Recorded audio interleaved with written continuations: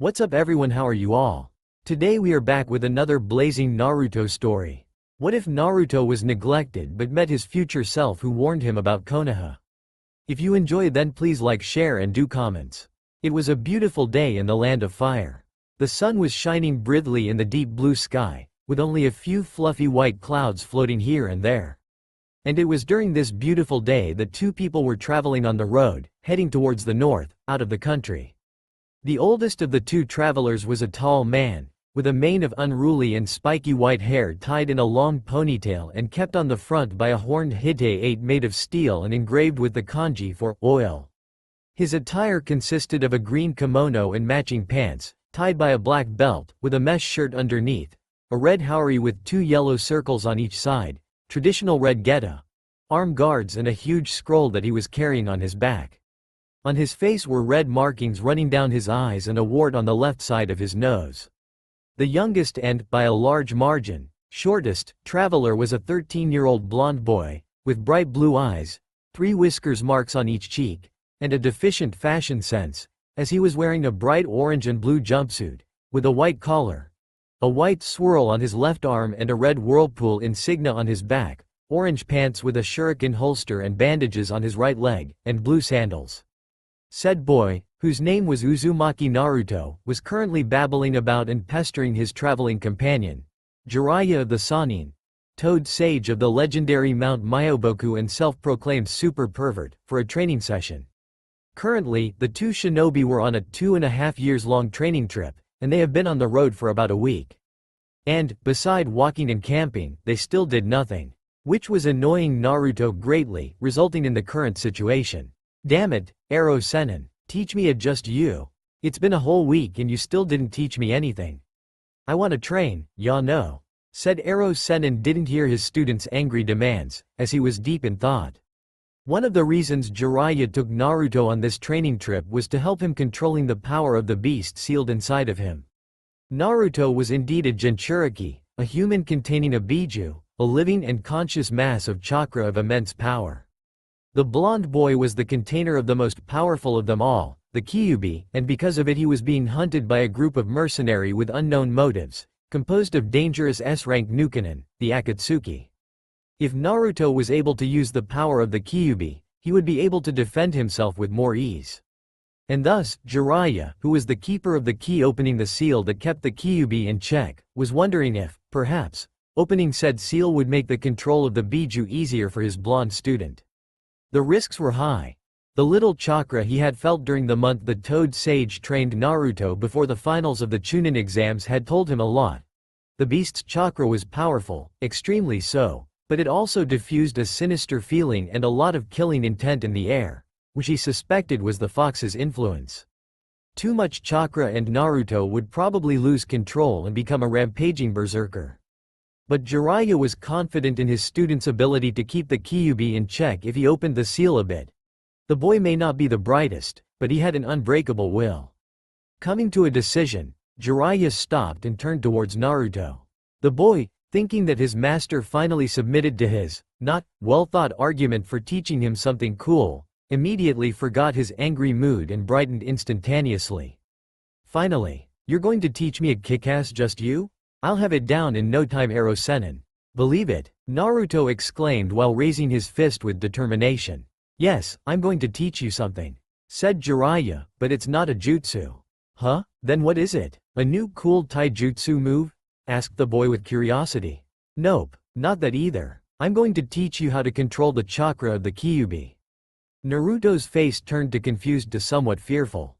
He had used the chakra of the beast sealed inside of him several times, and, while he had felt the power flowing through his body, he also felt the demonic presence that was it carried, the presence that brought out his darkest emotions, urged him to kill his opponent and increased his animal impulses.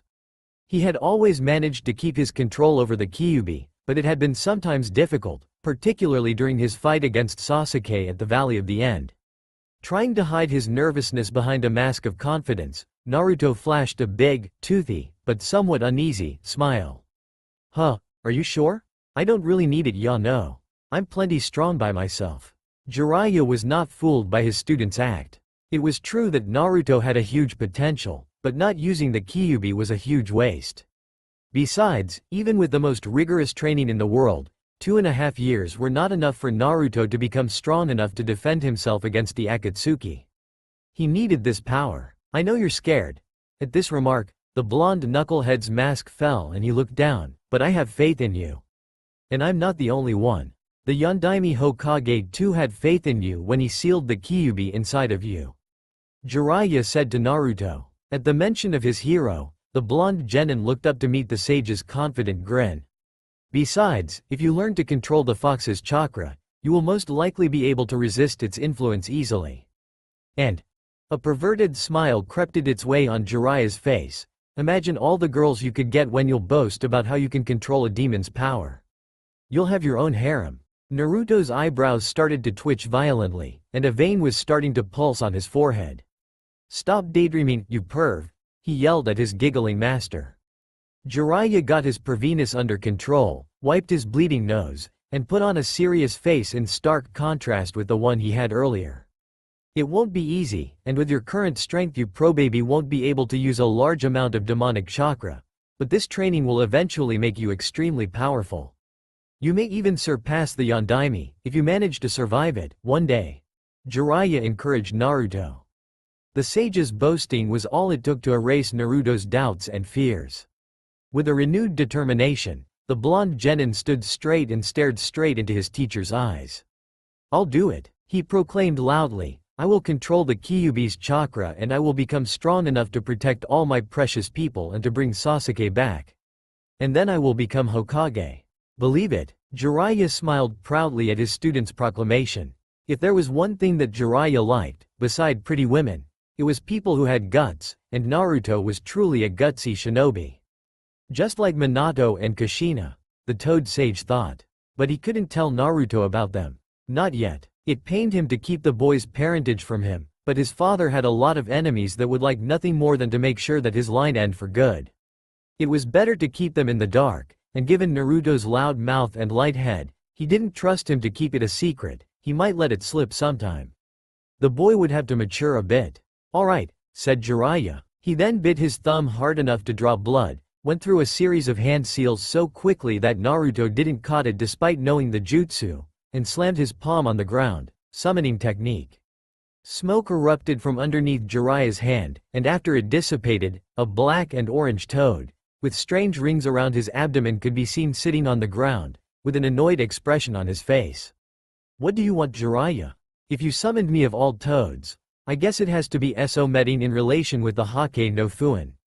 Whatever it is, I think it's a bad idea, said the summoned toad. Hello to you too, Geratora, responded Jiraiya. Ignoring the toad's opinion, I need you in order to open the seal a little bit. I want to see how much of the Kyuubi's chakra Naruto can handle. What, so you finally lost it after getting beaten into a pulp countless times by the women you peeped on? That's crazy, Jiraiya. The now-named Geratora croaked loudly. He then noticed Naruto, who had been silently following the exchange between the sage and his summon with a curious face. And you even summon me when the boy is right here.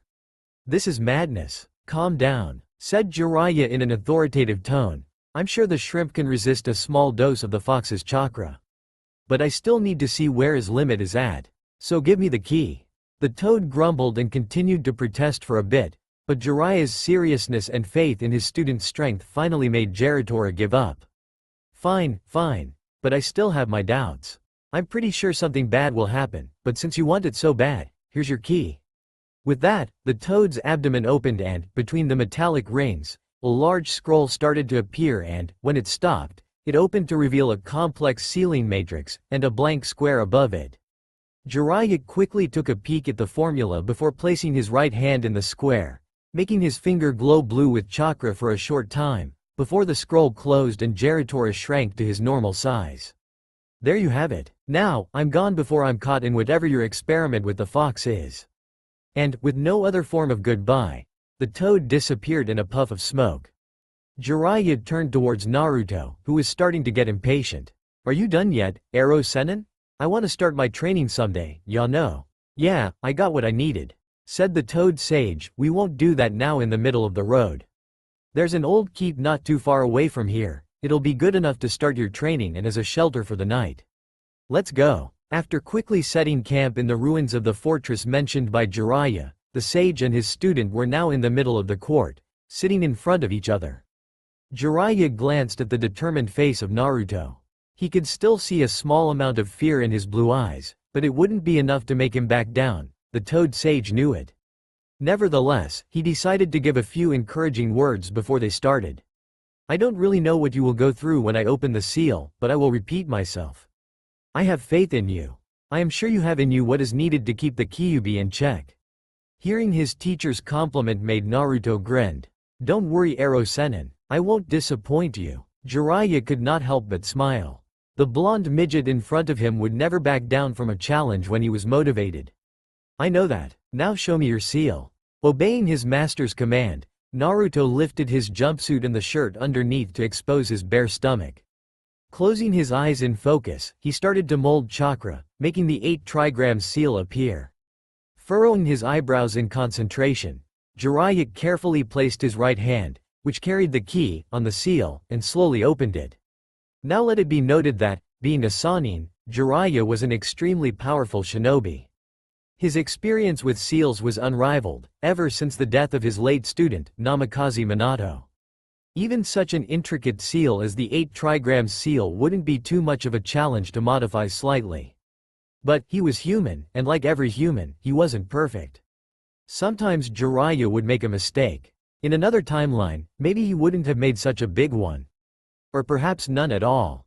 But here, Jiraiya made a tragic one.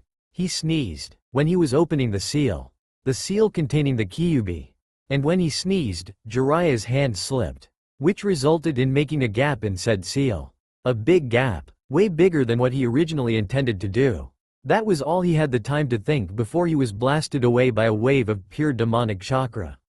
Pain like he never felt before. He was feeling like he was boiled alive and skinned at the same time, which was not really that far from the truth, given the effect the Kyuubi's chakra had on his body with the current quantity being released brutally.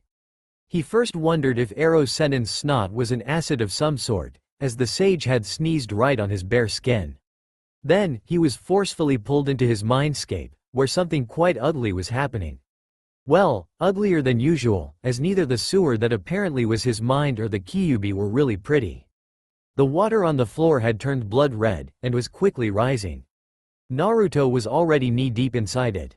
The bars of the cage representing the seal were corroded.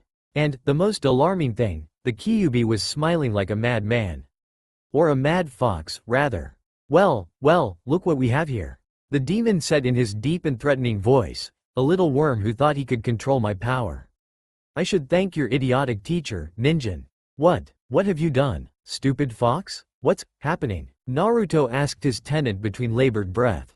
He was feeling even worse here. His body was still in pain, despite being a projection of his mind, and he felt like he was restrained. His movements felt heavy, like something wanted his limbs to move in another way. He was also feeling a pressure in the back of his head, like something was forcefully imposing its will directly through his skull. Overall, he felt powerless facing the rebelling Biju.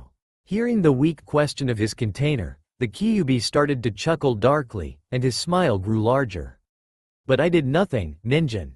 It was your pervert of a master that slipped when he opened this wretched seal. Now that more than half of my power has passed through, it will crumble very soon, and you are not even wearing your cursed necklace to hinder my full liberation. The demon answered with clear mirth. Indeed, Naruto wasn't wearing the necklace that he had won from Tsunade after he mastered the Rasengan. This necklace, who had belonged to the Shodai Hokage, Senju Hashirama, a long time ago, was still containing a bit of his chakra, which, thanks to his unique wood-styled Kekkei Genkai, allowed him to subdue the Biju. Jiraiya, suspecting that the necklace would prevent the Kyuubi from possessing Naruto, had wanted to first make a test without, to have a peek at the real limits of the young Jinchuriki's hold over his tenant. And, when Naruto thought things couldn't get worse, his own mindscape started to battle him. The water representing the chakra leaking through the bars of the cage pushed him towards the seal itself, and, as if it was alive, lifted him at the right height.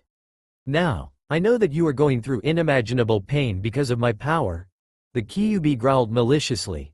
We both know that you won't be able to contain me forever, so why not end your torment now? Free me, and I'll give you a swift death. Naruto's arm, disobeying his will, slowly started to raise and his fingers were reaching for the paper that held the Kyuubi prisoner. The blonde ninja was powerless as his own body, or its manifestation inside his mind, was moving under the command of the demon fox.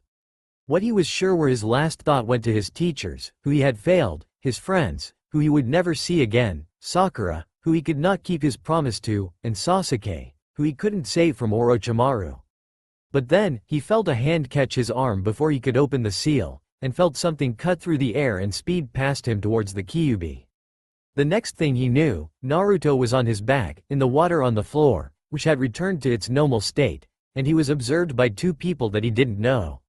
The first one was a tall and handsome man, with shoulder-length spiky blonde hair and cerulean eyes. He was wearing a standard Konoha Junin outfit, with the addition of a long white haori with red flames adorning its edges and closed on the front by a thin red rope. The second was a beautiful woman with long red hair, dark blue eyes and a slender but feminine build. She was wearing a white sleeveless blouse under a green dress, with a black wristband on her left arm and lavender sandals. The most outstanding thing about this woman, however, were the numerous chakra chain coming out of her back. Said chain were currently restraining the Kyuubi and keeping his chakra behind the seal, allowing the rest of Naruto's mindscape to regain its normal peaceful state. The blonde genin, however, was currently freaking out. There were people in his mindscape. People that he never met before. And yet there was something about this man and this woman that made him feel strange. Made him feel calm and safe, like everything would be okay. They made him feel appreciated, wanted, loved. Perhaps it was the way they were looking at him. He was not used to this kind of looks. When he was young, people would look at him with disdain, hate, or indifference. While growing up, those looks were slowly disappearing, but they were still there.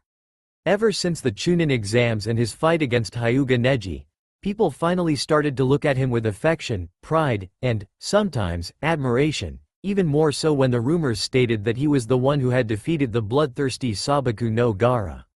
There were still a few angry or hateful faces here and there, but way less than before. But the man and the woman in front of him, their eyes held so much care and love, it actually scared Naruto. Nobody had ever looked at him that way before. Before he could think more about this, the woman started to talk in a warm and soothing voice, that instantly drew Naruto to her. "I'm so happy to finally meet you, Naruto." He had to fight down the urge to run towards this woman and to hug her as hard as he could. He didn't know her, he couldn't afford to let his guard slip now. "Who are you? What are you two doing in my mind?" Naruto asked. To his dismay, the two strangers started to chuckle, but not as if they were mocking him. It was a sad laugh. He could recognize it easily, he had often heard the same coming from his own mouth. Taking a closer look at the man, Naruto had the sudden impression that his face was familiar. Very familiar, like something he had seen every day of his young life. Something sculpted in a cliff, above Konoha. With a bewildered expression and a shaking finger pointed at the man in question, the blonde genin couldn't help but state in a disbelieving tone, You're the Yondaime Hokage." The now identified shinobi couldn't help but chuckle, this time with amusement at the face Naruto was making, a mixture of surprise, awe, fear and confusion. "Yep, that's me," he confirmed, "but it feels kind of weird being called by your title by your son like that." "What, your son?" Naruto asked. If there was a picture next to disbelief in the dictionary, it would be the face the blonde boy was making right now. No, it's not real. You can't be real. You're dead." Both adults flinched after hearing Naruto's outburst, and their expressions changed to one of profound caring to one of distress. They looked both sad and fearful. The red-haired woman took an hesitant step forward and glanced at Naruto with such longing that, once again, he had to restrain himself, otherwise he would hug her and never let go. He didn't know where this urge came from, and it started to make him curious and, at the same time, worried. Who were these two people that he felt so connected to? His curiosity was short-lived, as the woman answered his silent question in an hesitant, yet loving and hopeful voice. "It's true, Naruto. He is your father. And I." She then took a deep breath, like what she was going to say would change the blonde boy's life. And it would, indeed. She then seemed to resolve herself and, with more confidence, a small, yet beautiful smile, and a hand over her heart, she finished. "I am your mother." Naruto's eyes widened. Hope and tears were starting to gather in his heart and eyes respectively. Was it true? Could this two people, one being the Yondaime Hokage no less, be? We are your parents. For a few moments, Jiraiya memories were blurry. Did Tsunade caught him peeping again? Or did Gamabunta finally had enough of him and decided to get rid of his summoner? Shaking his head to get rid of the dizziness provoked by his sudden encounter with a stone wall, Jiraiya suddenly was very aware of the oppressive feeling floating in the air, the evil chakras swirling everywhere in the court of the now even more ruined keep.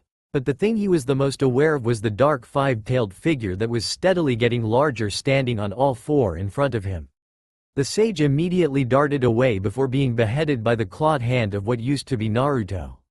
The old shinobi suddenly recalled what had happened before he was thrown against the wall. He had fucked up. It was his fault his pupil was in this state, and, judging by the sixth tail growing on his backside, there was little chance that the seal would hold. The Jinchuriki now had a fox skeleton hovering over his body, and already the dark red chakra was starting to gather around the bones. Cursing himself again for his stupid sneezing fit and his idea of not letting Naruto wear the Shodai's necklace, Jiraiya had only two options left: fleeing to Konoha to report his failure and getting murdered by Tsunade, or stay and most likely die trying to seal back the Kyuubi inside of Naruto, or at least putting an end to his suffering. He did not consider himself a gutsy shinobi for nothing.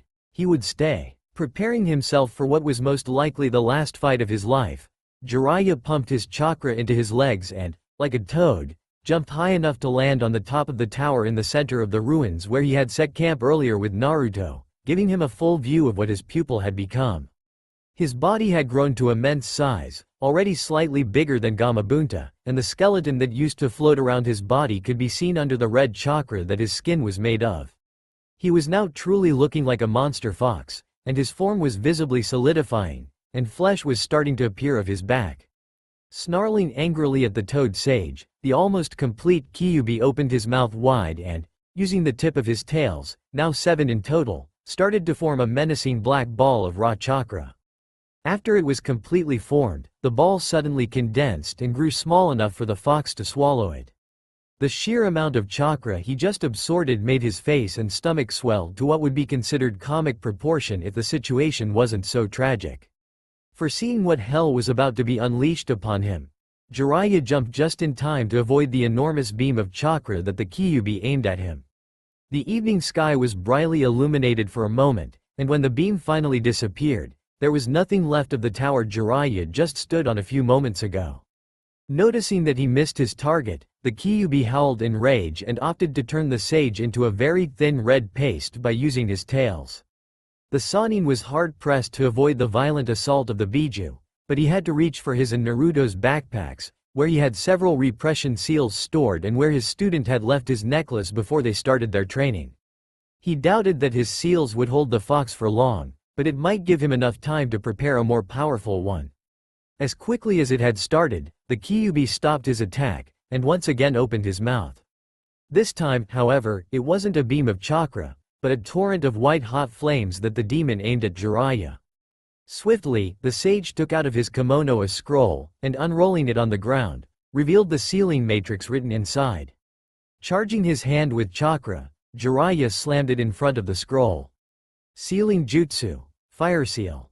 After the sage yelled the name of his technique, the wave of fire breathed out by the Kyuubi was quickly absorbed into the scroll, where the kanji for fire appeared once the sealing was complete. Roaring in rage after seeing his attack absorbed by Jiraiya, the fox started once again to charge one of his Bijudama, but this one was much larger than his previous bomb. Jiraiya, on the other hand, was getting desperate. Sealing such a powerful fire attack, it costed him a lot of chakra. And, if things could not get worse, he finally noticed that the two backpacks he was looking for were just near the Kyuubi's front left paw. Approaching this close was suicide, and even if he did have the time to prepare a seal strong enough to contain the Biju, he certainly didn't have enough chakra left to apply it. Sighing in defeat, Jiraiya turned his gaze one last time towards what used to be Naruto. His apprentice, his godson, the sage could not help but be happy that he was going to die. At least, he would join the blonde genin in the afterlife, where he hoped he would be forgiven for his mistakes, present and past. This training trip, while primarily aimed to make Naruto strong enough to face the Akatsuki, was also a way for Jiraiya to make amends for the time he had missed with his godson. He knew that Konoha had needed his spy network more than ever after the Kyuubi's attack and Minato's death, and that it was his duty as a leaf shinobi to protect the village before anything else. But he still felt horrible knowing he had left Naruto to grow alone and hated by a majority of the villagers. He had sent a few gifts for his birthday, and checked up on him when he was in the village, but he had never presented himself. He knew that if he had done that, he wouldn't have been able to left his godson alone once again when he was away on a long-term mission. It still hurted him deeply, as he was also breaking his promise to Minato and Kushina to raise Naruto should something happen to them. It had been his duty as a godfather. But it came after his duty as a shinobi. It was the sad truth of the ninja world. The village always came first. But the training trip was a perfect occasion to combine both, and at the same time bond with Naruto. He could be annoying and loud from time to time. Or rather all the time, but he was also passionate and determined, and his smile was contagious. Just like his mother. Speaking of which, Jiraiya hoped that castration was impossible in the afterlife, or at least not painful, because he heavily doubted that Kushina would let him keep his manhood, or any other part of his body, intact after she learned that he was responsible of her son's death. All of that, because of a stupid sneeze. But soon, it would not really matter anymore. The now 8-tailed Kyuubi's body was now entirely made out of flesh rather than raw chakra. All that was missing was the last tail and the fur, and the fox's resurrection would be complete. But, to Jiraiya's astonishment, just as the Biju was about to fire his now fully charged Bijudama, he suddenly collapsed and, in an eruption of smoke, disappeared, leaving only a naked and unconscious Naruto laying in the middle of the ruined fortress. Swiftly getting up, Jiraiya ran to Naruto's side. Kneeling next to the blonde, he quickly started looking for any sign showing that his godson was still alive. To his relief, he felt a somewhat weak but steady pulse. "Thank Kami," Jiraiya whispered in exhaustion. After escaping the smashing tails and using the fire seal on the Kyuubi's blazing torrent, combined with the dread of having seemingly killed Naruto, the sage was feeling tired. But he had one last thing to check up. Looking at the 8-trigram seal, Jiraiya was baffled to see that it was slowly closing. Despite being a seal master, he had no idea of how this was possible. Maybe something was happening in the mindscape that Naruto had mentioned he already had visited just before he summoned Gamabunta for the first time? It was the only thing that he could think of. Whatever was going on, he hoped that his godson would be alright. Finally giving in to his exhaustion, Jiraiya dropped down next to his unconscious pupil, coming to the same conclusion that his sensei, the Sandaime Hokage, had before him. "I am getting too old for this shit. We are your parents." This simple sentence almost made Naruto faint. His emotions could be read on his face, one after the other. Happiness, disbelief, fear, confusion, anger, sadness. They all flashed quickly in his eyes and his mind. He had parents. His father was the Yondaime. But it was impossible. How could they be here? And why? Was it a trick from the Kyuubi? After all, he couldn't be the son of Yondaime, right? Or could he? Could the Yondaime seal the Kyuubi in his own son, leaving him alone in a village that shunned him? And his mother? Was she dead too? Was he dead? But no, he was still in his mindscape, and the Kyuubi was still restrained by the chain coming out of his mother's back. Both his parents were holding their breath, not that it mattered if they didn't, since they were dead. But some habits die hard, even when you do die. Kushina and Minato were extremely afraid. How would their son react? Would he accept them despite the burden they had put on his shoulder the day he was born, or would he blame them for the crappy childhood he had to go through and that they had witnessed through his memories?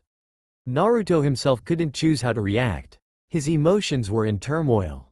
When he thought he had settled for one, another would replace it. But, finally, he decided. He chose anger. And, to show it, he kicked Minato as hard as he could, in the most sensitive area of his anatomy.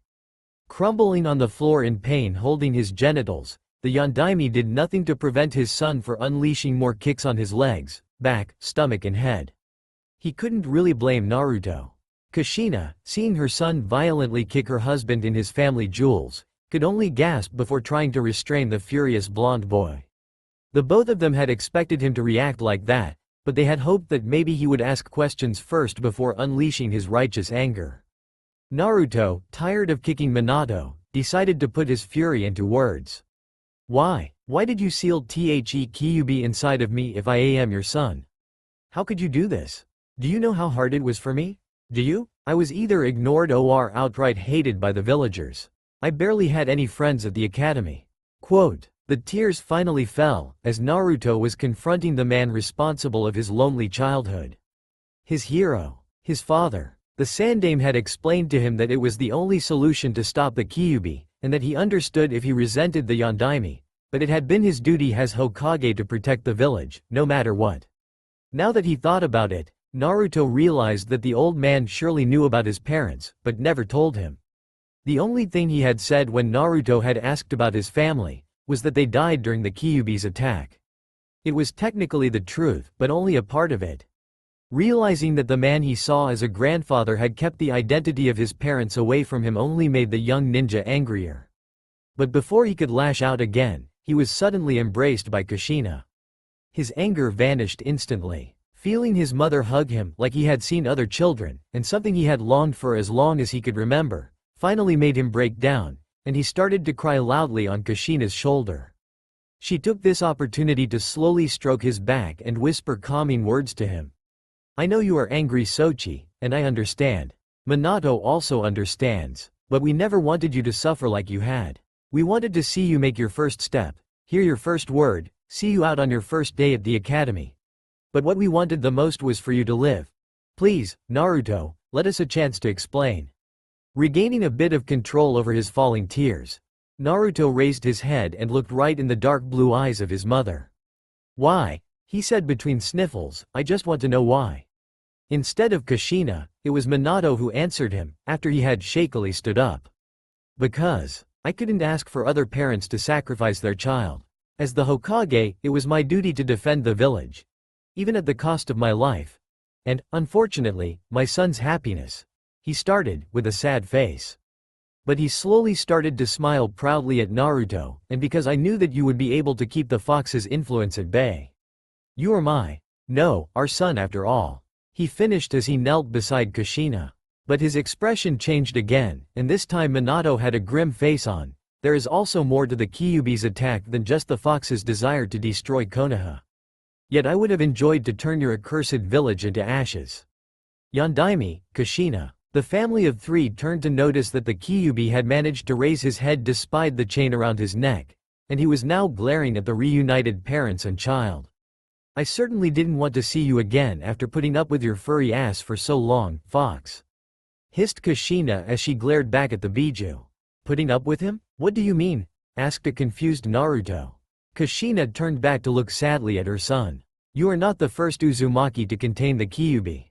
I was his Jinchuriki before you, just like Uzumaki Mito, the Shodai Hokage's wife, was before me. She answered. Shock was written all over Naruto's face after hearing his mother's revelation. He had not been the only one cursed with the fox? His mother had been too? But something didn't add up. But if you were containing the Kyuubi, how could he have attacked Konoha? He asked. Again it was Minato who answered him. That was what I was going to explain, before we were rudely interrupted. He said with a glare of his own, when a female Jinchuriki is about to give birth, the seal containing the Biju is weakened, because the chakra is more focused on the baby than on the demon. And it was at this moment, just when you were born, that a masked man appeared out of nowhere. Minato then went on explaining, with Kushina throwing the remark here and there, how this man threatened and almost killed Naruto, kidnapped Kushina after distracting him, and how he then freed the Kyuubi from her. The blonde genin was listening intently and, unknown to any of them, so was the fox. Truth be told, his memories of that night were blurry. He remembered trying to break of his shackles when Kushina was in labor, and the next thing he knew he was in the middle of Konoha, assaulted by an army of shinobi. He knew that Kushina had been moved out of the village to prevent an accident, but he had attributed his sudden appearance in Konoha as a symptom of his liberation. He had been forced to turn into an unstable mass of chakra to break out of the seal, and he had thought that in this state, his consciousness may have been in a state of stasis, and that his body had reformed inside of the village. He wasn't really sure, as he never had been freed from a seal before. But what Minato would say next would break his theory down. After that, I managed to save Kushina, But this man had already managed to put the Kyuubi under his control. What? The fox howled in rage and disbelief. No one could control him like that. No one amongst the living. You are lying, Yondaime. Nobody can put me under their control. You are lying. There used to be one person though, am I right? Minato asked the Biju. He is dead. You know that very well, Yondaime. And yet the man who kidnapped Kushina managed to put you under a genjutsu and force you to attack Konoha. And, when I thought him later on, he did not deny being Uchiha Madara after I questioned him. No, he can't be alive. I saw the Shodai kill him. He can't be alive, roared the Kyuubi in denial. It couldn't be. This man couldn't be back from the dead. But that would explain why he had trouble remembering the event of this night. He had been put under a genjutsu because of a Sharingan. It had been the same during the battle between Uchiha Madara and Senju Hashirama. The Shodai has restrained him using his wood style and let his wife Mito seal the fox inside herself because of his power. Yet the only thing he had remembered before finding himself bound by Hashirama was meeting Madara and being treated as a mere dog. After that, his memories were extremely scarce. It was only when Mito had told him of the battle between the two shinobi when she had entered her mindscape for the first time that he had been aware of the fact that Madara was able to enslave him with the power of his eyes. This news had put him into a rage like he had never felt before. A human had the power to control him, and he hadn't even been aware of it. To think that a miserable and malicious creature such as a human could control him was outrageous. But at least, Madara had died, and his hold on the Kyuubi had been weak enough at the end to allow the fox to witness his demise. But, somehow, he was still alive, and was after his power again. Naruto, however, was growing more and more confused. I don't understand. Who is this Madara guy? He was one of the two founder of Konoha, along with the Shodai, Senju Hashirama. Said Kushina, he was also the strongest among the Uchihas. But, after the foundation of the village, Madara went rogue, and eventually he was defeated by Hashirama at the place now known as the Valley of the End. Defeated, but not killed, it seems. The Valley of the End, thought Naruto. It was there that he had fought Sasuke, and nearly died trying to bring him back to Konoha a few months ago. Now you know why I had to seal the Kyuubi inside of you, Naruto. Said Minato, I had to stop his rampage, and prevent Madara for keeping him under his control. But it was also a way for me to protect you. Protect me? How does sealing a demon inside of me would protect me? Asked Naruto, feeling his anger rising again. Because I knew that, in time, you would be able to master his power. And I knew that you were the best person I could entrust this power with. You are our child, and I was confident that I had left Konoha's safety in good hands. Responded his father, while ruffling his hair. More than the total confidence coming from Minato, it was this simple gesture that calmed Naruto. He had seen children getting their hair ruffled like that by their father when they were proud of them. The Sandaime, Iruka, Kakashi and Jiraiya had done the same to him. But feeling his father doing it, as he had felt his mother hug him, brought him to tears. He couldn't help it. I understand if you can't forgive me for what I did, continued the elder blonde sadly. But I hope you understand that I never wanted you to suffer. I wanted you to be safe. I wanted you to be viewed as the hero who was keeping the village safe by containing the Biju, but apparently, I was too optimistic. He then bowed in front of Naruto. I am sorry for the hard times that you had to go through. I am so sorry, Naruto. My son. He was still a bit angry at Minato, but yes, now he understood why he had been chosen to be the Kyuubi Jinchuriki. Because his father, the Yondaime Hokage, had entrusted him with the power to protect the village. Because he was certain that his son would be able to master it. Because he knew that no matter what, he would be proud of him. Not proud like a Hokage. Proud like a father. I understand. And I am still a bit mad at you, but I managed. After all, I'm the son of the Yondaime, Yano. Ain't that right, Dad? Hearing Naruto calling him to-chan brought Minato to tears, just as Kushina started to cry as she saw her son forgive his father. But still, said Naruto, how are you guys here? I mean. Suddenly, the blonde genin looked at his parents like they were the spookiest thing ever. You're not ghosts, right? No, well, not exactly. Replied Minato after getting his emotions back under control. The jutsu I used to seal half of the Kyuubi power inside of you, the Shikifu Jin, is casted at the cost of the user's life. And your mother was dying, as a Jinchuriki who gets their Biju extracted will inevitably die. As such, when I was performing the sealing, I also put a small amount of my and Kushina's chakra inside the 8 trigram seal, in case the seal was breaking or for when you decided to take control of the Kyuubi's chakra. But now that I mention it, he then looked at his wife. We weren't supposed to appear together. Turning his attention back to Naruto, he asked him, what happened? Naruto, who had forgot the situation he was in after the shock of meeting his parents, remembered suddenly the accident provoked by Jiraiya. Oh, that's right, he exclaimed. Eros Sennin wanted to open the seal a little to see how much of the Kyuubi's chakra I could control. And when he was doing it, he sneezed. He sneezed? Asked Kushina incredulously. What the fuck? How can that guy sneeze when he opens a Jinchuriki's seal? His godsend seal no less? Eros Sennin? Said Minato. Despite what he had just learned, it was clear that he had a hard time containing a chuckle. He suddenly collapsed on the floor again, in laughter this time. This is rich. I never thought of that surname before. That's genius, Naruto. How can you be laughing like that when our baby could have died because of that perverted dummy? Asked Kushina angrily at her hilarious husband. Hold on a second, shouted Naruto. Eros Sennin is my godfather? Yes he is, answered Kushina. Now that I think about it, I only saw him quite recently in your memories. Where was he all this time? He was supposed to take care of you, Yano. He probably was extremely busy after the accident, Kushina said Minato after putting himself together for a second time. Even during my reign as Hokage, our situation wasn't that bright.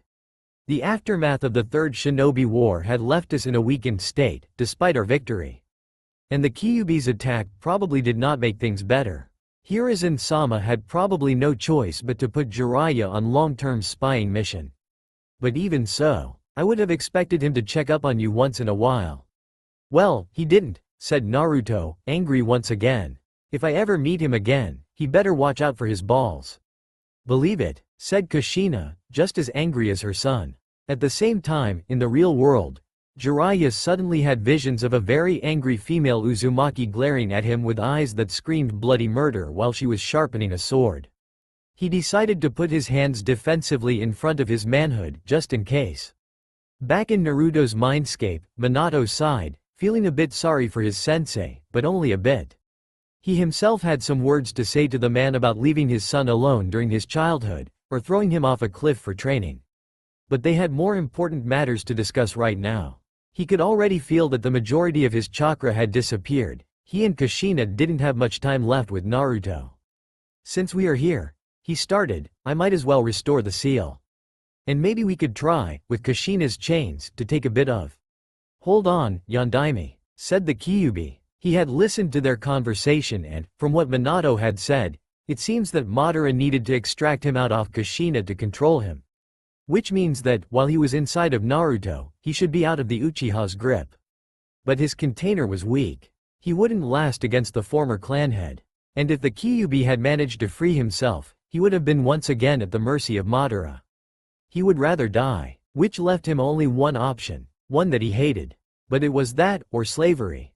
And the fox was definitely not a fan of slavery. Since that damned Madara is after me once again, he will eventually hunt the little ninja here. Which means that, maybe, we could come to. He then made a face that, if he was human, would look like he was about to throw up, a truce. At that, Minato raised an eyebrow. A truce? Brr, I thought you wanted to be free? Oh, I still want to, Yondaime. But if Madara catches me again, he will eventually control with his wretched eyes. And I really don't want to be controlled by that man. But, from what I can understand from your story, he can't control me if I am sealed. Which means that, as long as you are sealed inside of me, you are safe, right?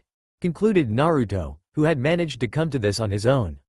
The Kyuubi looked at him with a small amount of surprise in his eyes. You are not as dumb as you look, Ninjin. Yes, it seems the only way for me to stay out of Madara's reach, is to be kept inside of you. Unfortunately for me, you are laughably weak, even for a human. Hey, I'm not dumb, and I'm not weak. Believe it, yes, you are. You were helpless when that Uchiha and that fish man came to capture you. If not for your stupid teacher, you would most likely be dead right now, and me on a leash. Even that boy you consider a brother almost killed you, because you were too weak. So what did you mean by a truce? Asked a curious Minato. He was intrigued by what the Kyuubi was meaning. If he was going to where he thought he was going. I mean that, as long as Madara is alive, neither me or the little ninja are safe. Which means that we have common interests. I don't like it, not at all. But I refuse to be the Uchiha's lapdog ever again. I'd rather have this little idiot controlling me. Are you saying? Started an incredulous Kushina. Yes. The Kyuubi answered with a disgusted expression. He had really no choice here. But at least, he would keep his free WLL. What's he saying? Asked Naruto, who was lost again. I take back what I just said earlier, you're as dumb as you look. Growled the Kyuubi. It was hard enough to accept what he was forced to do, but now he had to say it out loud. Since we are both pursued by the same man, you for me and me for my strength. We will have to. Once again, the fox looked like he was about to throw up. Disgust was written all over his vulpine face. Work together. Work together? You mean like I can have all the chakra I want? Asked a giddy Naruto. He had feared the Kyuubi would take control of him if he was using too much of its chakra. But if they were working together, there was no need to be worried about that, right? However, this was not what the Kyuubi had in mind at all. No, I won't be treated as a chakra battery to use when you want to pull out one of your stupid jutsu. I will allow you to use a small part of my chakra, and I may increase the amount I give you should you prove yourself strong enough. I will also have other gifts to share with you, but I expect concessions on your part too. Naruto only nodded without saying anything that might anger the Biju further. For the Kyuubi to allow him to use a small part of his chakra as he saw fit was already a pretty good deal. However, the last point the fox had made worried him a little. What concessions are you talking about? We will discuss that later, Ninjin. I still have a lot to think about, and I still have to deal with the fact that I am forced to share a part of my strength with a shrimp like you. The Kyuubi then glared at Kushina, who was still binding him with her chakra chains. Could you free me now? I won't try to break out of here anymore, until we deal with Madara, that is. Kushina eyed him suspiciously, before nodding. The chains then retracted into her back, and the Kyuubi was finally able to shift to a more comfortable position, deeper inside his cage. Now, get out of my sight. The fox snarled. I saw you enough when you two were alive. Say whatever you want to say to the little ninja during the little time you have left, but somewhere else. Yeah, for once I agree with the fox. Said Minato. Let's move to another place, shall we? He then snapped his fingers and the sewers disappeared. Now, the little family were floating in what seemed to be a void where the only things visible were shifting shades of yellow and red, sometimes mixing to create a bright orange. The three immediately relaxed. The Kyuubi's aura of rage and hatred was not something really pleasant. Naruto, despite the warm atmosphere of wherever they were now, was feeling extremely sad. His parents were going to disappear. They were already becoming slightly transparent, and the outlines of their figures were getting blurry. Despite the anger he had initially felt, in the few moments he had spent with them, he knew that he was going to miss them immensely. The brief peek he had at what his life with his parents could have been wasn't enough. As an orphan, a family was something he had always dreamed of, perhaps even more so than being Hokage. And now that he had a taste of what it was like, he wanted more. In desperation he threw himself at his mother and hugged her with all he had. Fortunately for her, Kushina was a shinobi, but even so, Naruto's embrace was really tight. I don't want you to go. Mom, Dad, I just barely had time to meet you. He was openly crying, and so were his parents. They were as sad as Naruto, as they had wanted to raise their child. Being an orphan and one of the last of her clan respectively, Minato and Kushina had been overjoyed to hear that she was pregnant. But Madara had taken that away from them. And, crying in his mother's chest, Naruto now understood Sasuke's desire for revenge. The last loyal Uchiha had claimed that their situation was completely different. That they could never understand him, never going through the pain of losing someone, as he never had anyone. But now he understood. And Naruto, too, wanted revenge. And he would have a Biju, even though a reluctant one, at his side. Sensing her son shaking in rage, Kushina delicately rubbed his back to soothe him. She couldn't blame him for being angry, heck, she was angry herself. But she wouldn't let this anger spoil the brief moment they were allowed together as a family. I know how you feel, Sochi, she said in a soft voice.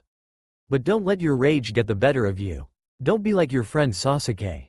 Even if the Kyuubi agreed to let you use a part of his chakra, you will not be free of its influence. A little calmer, Naruto looked up with teary eyes to meet Kushina's loving eyes. No matter what, witnessing so much affection directed at him felt weird. The good kind of weird. Something he could get used to.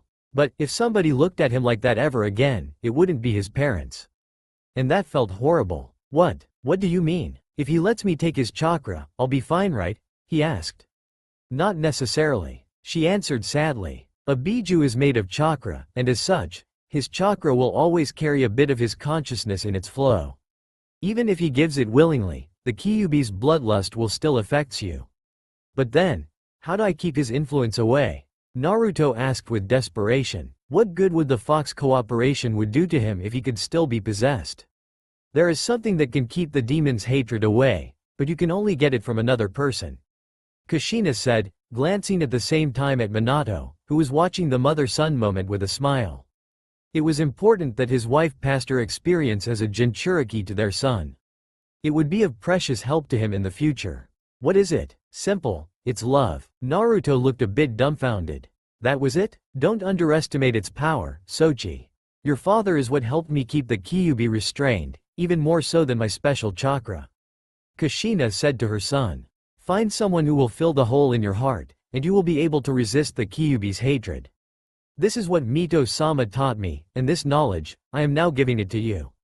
She then hugged her son back with all the strength her rapidly degrading chakra-made body could muster, and she dragged Minato in the embrace with them.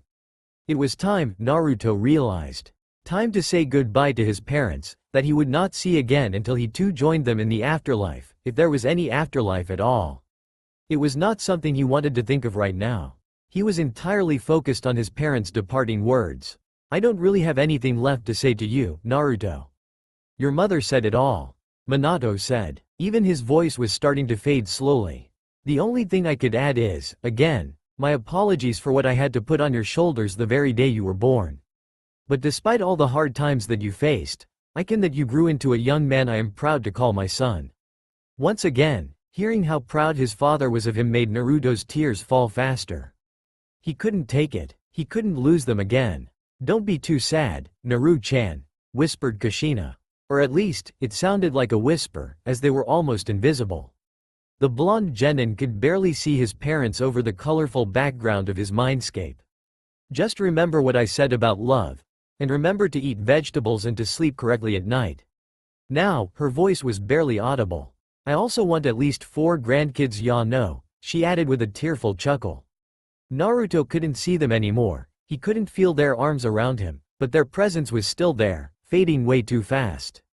No matter what happens, we will always be proud of you. Naruto, he managed to hear Minato said.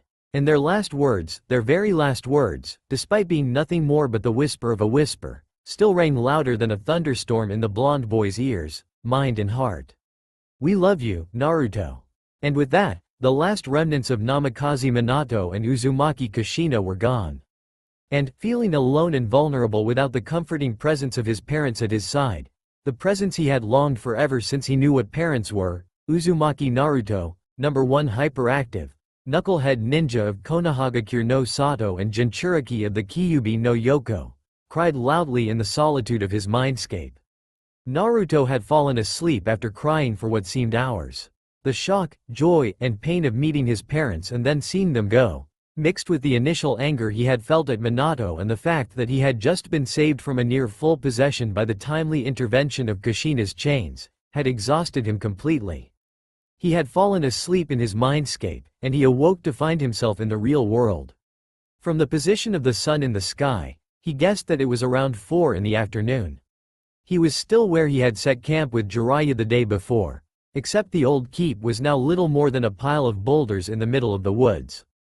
Naruto found himself in his sleeping bag, wearing his spare clothes, consisting of a simple white shirt with a red whirlpool on the front and black shorts. He did not thought of where his beloved jumpsuit might be, as he already had a lot on his mind. Naruto had learned much earlier than other people that crying over your situation wasn't going to make it any better. He had cried, of course. Every little boy would cry if a whole village was either ignoring or rejecting you, save for a few person. But to keep crying wasn't going to change the people's mind. So he had toughen up and put on a smile. Very often, it was a fake smile, just to hide his pain for his few precious people, or to convince himself that he was happy. Fortunately, ever since he became a genin, he had needed it less and less, as he made more friends, and people started to view him as a person rather than as a prison for a gigantic fox. But now, it was strange.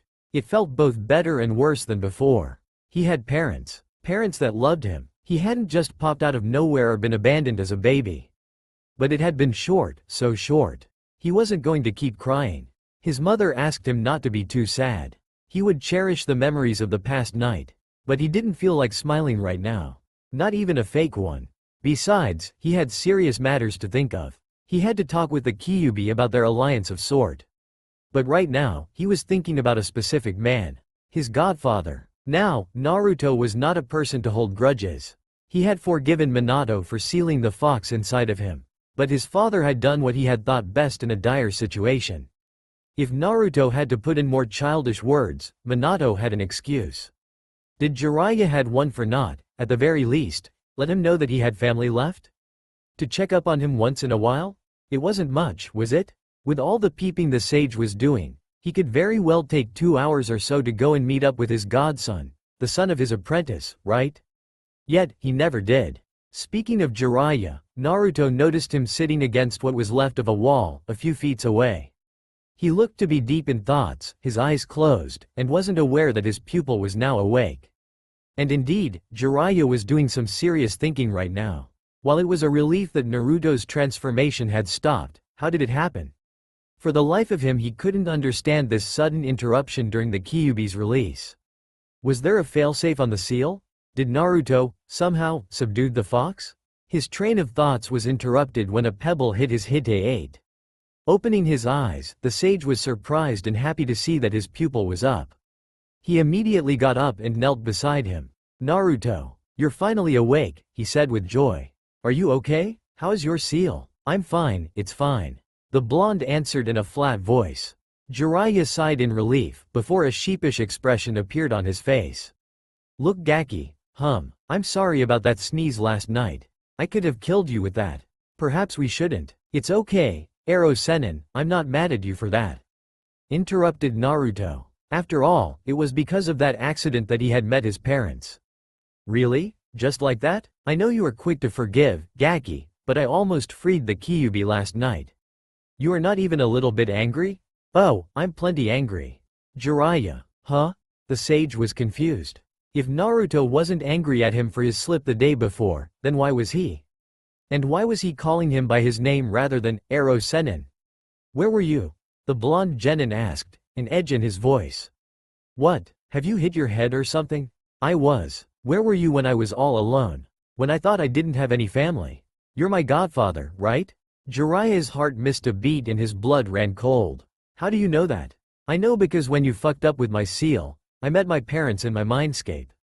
The sage looked at his godson in disbelief. Had he heard right? Hold on. You met Minato and Kushina? But, they're dead, how could you? Naruto angrily interrupted him a third time. Yes, they are. But when Dad sealed the fox inside of me, he also left a bit of his and Ka-chan's chakra in it too. And when you opened the seal, they appeared to save me. A chakra imprint? Thought Jiraiya. So that's how the Kyuubi's resurrection had been stopped. It's so simple, yet so clever. Minato was really a genius with seals. Can you tell me exactly what happened in your mindscape? The sage asked his student. Instead of getting an answer, all he achieved was to make Naruto angrier. Don't change the subject, you old fart. I want to know why you left me alone. At least you could have let me know that I had someone who gave a damn about me besides Hokage Gigi and Iruka-sensei. Another sigh. A tired, regretful one this time. So much for catching up with his godson during that training trip. Alright, I will tell you, but please, don't interrupt me again. I know I fucked up. Big time. But, I didn't really had a choice. Naruto didn't snap at him this time. He just sat straighter, crossed his arms on his chest and glared furiously at his teacher. Jiraiya slowly massaged his temples before he began explaining his reasons to his pupil. It was going to be difficult. He sighed one last time before throwing himself in a long explanation and a painful reminiscence. When your parents died, it hit me hard. Minato was almost like a son to me. I really wanted to take you in, but Sarutobi-sensei esteemed that I was in no shape to take care of you. And he wasn't wrong. I was feeling like crap at this point, and the Sandaime insisted that I maintained my spy network. He promised me that he would take care of you, so I agreed. Naruto still didn't move or opened his mouth. Neither did he stop glaring. I know that it's not what you wanted to hear, but, yes. I chose duty over you. The Sannin continued. Konoha was vulnerable. When Minato was Hokage, we still hadn't fully recovered from the Third Shinobi War. The Kyuubi's attack and your father's death only made the village's state worse. I am a shinobi of the leaf, and as such it was my duty to protect Konoha. Even if it meant breaking my promise to Minato and Kushina. But by protecting the village, I was also protecting you. And it was impossible to take me with you. I was always on the move, gathering informations. That's not the life for a baby. Naruto's anger subsided a little bit. His godfather had to follow orders, just like any ninja. But still, you could have at least dropped by every once in a while, he muttered. Yes, I could have, but I was afraid that if I ever went to you I would never be able to leave you alone again. And it was for your safety. Naruto was confused by Jiraiya's statement. My safety? Leaving me alone in a village that resented me was for my safety? Your dad was well known in the ninja world, and he had many enemies, notably in Iwagakure, after he killed 1,000 of their men by himself. Answered the Sannin, and it was well known that I was his master. I'm pretty famous myself after all. So, what do you think would have happened if the Tsuchikage heard that the Toad Sage, former sensei of the Yellow Flash, was looking after a blonde child, I'm pretty sure he wouldn't have hesitated to send assassins after you. That made Naruto think for a bit. He had learned at the academy that the Yondaime Hokage was hated in Iwa because of his exploits during the war. But did they really want revenge so much that they would kill a child? There are people who would kill me just to get back at my dad? He asked, fearing the answer. Yes, Jiraiya grimly responded. Grudges can last for a long while in the ninja world, Naruto. Even if he is dead, Minato is still hated in Iwa. Kumo doesn't really like him either. And he had a lot more enemies than that through the elemental nations. His expression shifted, and a small smile slowly formed on the elder shinobi's face. I did check up on you, you know. Half of your monthly allowance actually comes from me. I just thought keeping my distance was the better option. I was probably wrong. I am almost always wrong. And, to be frank, one of the reasons I took you on this training trip, besides preparing you against the Akatsuki, was to making it up to you. Naruto bowed his head down, hiding his eyes from Jiraiya. Once again, he found himself conflicted, just like he had been with his father. Their decisions may have been questionable, but they had the best intentions in mind when they took them. The blonde boy had one last question for his godfather. What about my parents? When were you planning on telling me? I wanted to wait for you to mature a bit. The sage answered. I feared that learning that your own father sealed the Kyuubi inside of you would make you snap. But it seems you took it pretty well. At first, not so much, but I learned some things about that night, and in the end, I can't really blame him. He was doing his duty, like you. Naruto said sadly. Jiraiya put a comforting hand on his godson's shoulder and, fortunately, he didn't try to shake it off. I am sure that he was happy to know that his sacrifice would allow you to live. And the way he sealed the Kyuubi inside of you, I am sure he wanted to protect you by giving you a power that he was confident you could master one day. Naruto couldn't help a small smile to form on his face. You're pretty spot on, Arrow Sennin. So you're calling me that again? Does this mean that you forgive me? Jiraiya asked hopefully. Raising his head again, Naruto met his godfather's worried eyes. He was really afraid to not be forgiven. Well, I'm still a bit mad, so you better train me extra hard to make it up to me, Yano. Another sigh, of relief this time, escaped the Sannin's mouth. Thank you, Gaki. You don't know how much this means to me. Hey, we're family, right? We shouldn't stay mad at each other. Claimed the blonde. Jiraiya smiled brightly at Naruto's statement. Yeah, you're right. We are family. The blonde Jinchuriki returned the smile with one of HIW own. A true one. He wasn't alone anymore. The tense atmosphere subsided, and the two finally relaxed. This time, it was Naruto who told Jiraiya what had happened in his mindscape. He didn't left anything. The Sannin shifted between a mix of amusement and empathy when the blonde told him where he kicked Minato, to one of disbelief and worry after he learned what had happened during the fateful night of his birth.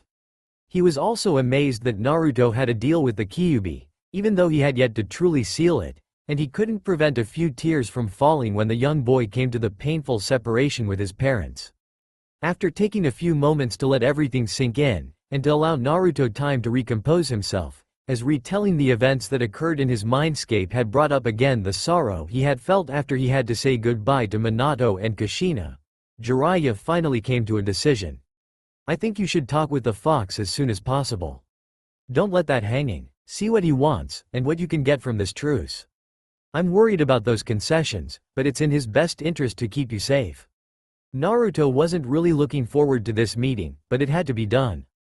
If he wanted to defeat the Akatsuki, Madara, protect his precious people and rescue Sasuke, he would need all the power he could get. He steeled himself and took a determined expression. When should I talk with the Kyuubi? The sooner the better, I think, answered the Sannin. Then I'll do it right now. Jiraiya locked eyes with his godson, concern written all over his face. You sure? You are about to strike a deal with the most powerful of the Biju. You might need some preparation for this. Naruto's resolve was absolute. His parents knew he could do it. He wasn't going to back down. It was his Nindo. He would get the Kyuubi's help, no matter what. With his infamous boisterous attitude, he raised both his fist and his voice. Yeah, I'll do it right now. Believe it. Jiraiya couldn't help but chuckle. The knucklehead's guts and confidence were really something to behold. But it didn't mean that he should just rush like a madman, as he was used to. Alright, but still, be careful, okay? Naruto just flashed a toothy grin and a thumbs up. Don't worry, Arrow Sennin. That grunchy fox got nothing on me, ya know. With that, Naruto sat in the lotus position, closed his eyes and furrowed his brows in concentration. He had never entered his mindscape on his own. It was either in a life or death situation, or the previous night. But it couldn't be that difficult. And indeed, the blonde genin felt a pull at the back of his mind. Letting himself get dragged, he suddenly felt like he was jerked out of his sitting position, and everything went black for a second. It didn't took him long at all to appear in the familiar sewers. He idly wondered if something could be done about the scenery of his mindscape. It was uglier than a bowl of cold ramen. Feeling the familiar oppressive aura behind him, Naruto turned around and found himself facing the cage of the Kyuubi. The Biju was looking at him with a thoughtful expression, or at least that's what it looked like to him. At least, it didn't felt like the fox was going to throw up just by thinking about their future cooperation. Baby steps. I didn't expected you here so soon, Ninjin, but I guess it is for the better. We have a lot to discuss. The Kyuubi started. Yep, so we better get started, and then go kick that Madara's ass. The blonde shouted. An angry growl was his answer. Idiot. This is Uchiha Madara we are talking about. This man cheated death already, and even the Yondaime could only fight him to a standstill. Defeating him will be extremely difficult, even more so with a dimwit like you as my Jinchuriki. The Kyuubi took some deep breath to regain his cool. Not only he had to lower himself and cooperate with a human, which was humiliating for a being as powerful as he was, but he could already tell that there would be a lot of headaches coming his way. My patience is already growing thin, so you are right, let's get started. Alright, shouted Naruto enthusiastically. So how much chakra will you give me? Before we get to that, let me make some things clear, Ninjin. Replied the Biju. I hate you, your parents, and your village. But I hate Madara even more. We are only cooperating because of the circumstances. I am not your friend, and I will never be. However, I will keep my profound disgust for your kind in check, for the sake of our common objective. But, in return, I expect you to respect me. I won't be treated like a slave or a simple chakra battery. And, as my Jinchuriki, you represent both of us. And I won't have an idiot as a Jinchuriki. So whatever training your perverted teacher will put you through, you will follow it and learn. I will train you too, because you are too weak and dumb to grasp all the applications of my chakra, and I won't have you complaining about how boring or hard it is. This is part of the concessions I told you about last night. Is that clear? Naruto had expected much worse from the fox. Something like being freed every once in a while to destroy a city. But this was acceptable. Besides, he said that he acknowledged him as his Jinchuriki, right? That had to count for something. Fine by me, said Naruto. But I hope you won't stay grumpy like that all the time. If we need to be partners, we have to learn how to work together, ya know. The Kyuubi grumbled. He expected his jailer to want some reciprocated respect. I'll try to be more civilized with you. But no promises. Is that fine, Naruto? The blonde boy grinned, before a brief thoughtful look flashed in his eyes. Something he never wondered about before came to his mind. Yeah, it's okay for now. But, don't you have a name too? For the first time since the beginning of their discussion, an expression different than anger or contempt could be read on the fox's face. He was surprised, genuinely surprised. It was the first time somebody asked his name. Nobody had bothered before. He was either a tool or a threat to be locked away forever. Now that he thought about it, it was the first time, since the sage of the sixth path passed away, that somebody treated him with some kind of common courtesy by simply asking him his name. All in all, it was a pleasant surprise for the Biju. Not pleasant enough to offset the fact that he had to share his power with his tenant in order to preserve his free will. Why would you want to know that? Isn't Kyuubi enough? That's how humans have called me for thousands of years. Well, if you call me by my name instead of Ninjin, like you used to, it's only fair I do the same, right? Retorted Naruto. Your kind doesn't know anything about fairness. The fox growled, but you won't leave me alone until I tell you, right? Yep, another growl. Was it a good idea to share his name with that worm? It's not like it would kill him. But, over the centuries and despite him hating it, his title, Nine-Tailed Demon Fox, had grown as a synonym of devastation. Something he relished to bring upon humans, the ugly weaklings who only saw him and his brethren as weapons and who disrespected daily the dreams and hopes of his father. But now, a human actually wanted to know his name. The Kyuubi figured that he might as well reveal it to Naruto. It would probably make the communication between the two easier. And, after having spent 13 years inside the head of the blonde ninja, he knew how stubborn he was. He would be pestered non-stop until he gave in. Fine, I will tell you. But you will keep it to yourself. Is that clear? Naruto's toothy grin widened. Alright, now come on, tell me. The fox closed his eyes, seemingly wondering if it was a good idea one last time, before saying the name that he did not heard one time in centuries in a voice surprisingly soft for the Biju. It was obvious, even for someone as dense as Naruto, that the fox cherished his name. Kurama. The young Jinchuriki's eyes widened a bit upon hearing the Kyuubi's name, and his smile stretched a bit further in the directions of his ears. That's a cool name, he exclaimed. You shouldn't keep it to yourself like that. It sounds better than Kyuubi or Bakugitsune, ya know. Kurama was startled. It was the first time that someone qualified something even remotely related to him as cool. But, being who he was, he started to get suspicious. Why are you acting like that? The fox demanded angrily. You know I hate you. You know I almost killed you when your father tried to seal me inside of you, and your parents had to shield you from my claw. You know I am only cooperating with you in order to avoid a fate worse than what I'm already condemned to in that damned seal. So why are you acting like you want us to be friends? Is it a ploy to take a bit more power out of me? Naruto flinched after hearing Kurama's angry retort. Yes, he knew that the Biju hated him, but then again, he seemed to hate everything and everybody. And he also knew of everything that happened during the night of the attack on Konoha. He did resent the fox a bit for what he had tried to do, but then again, Naruto didn't hold grudges.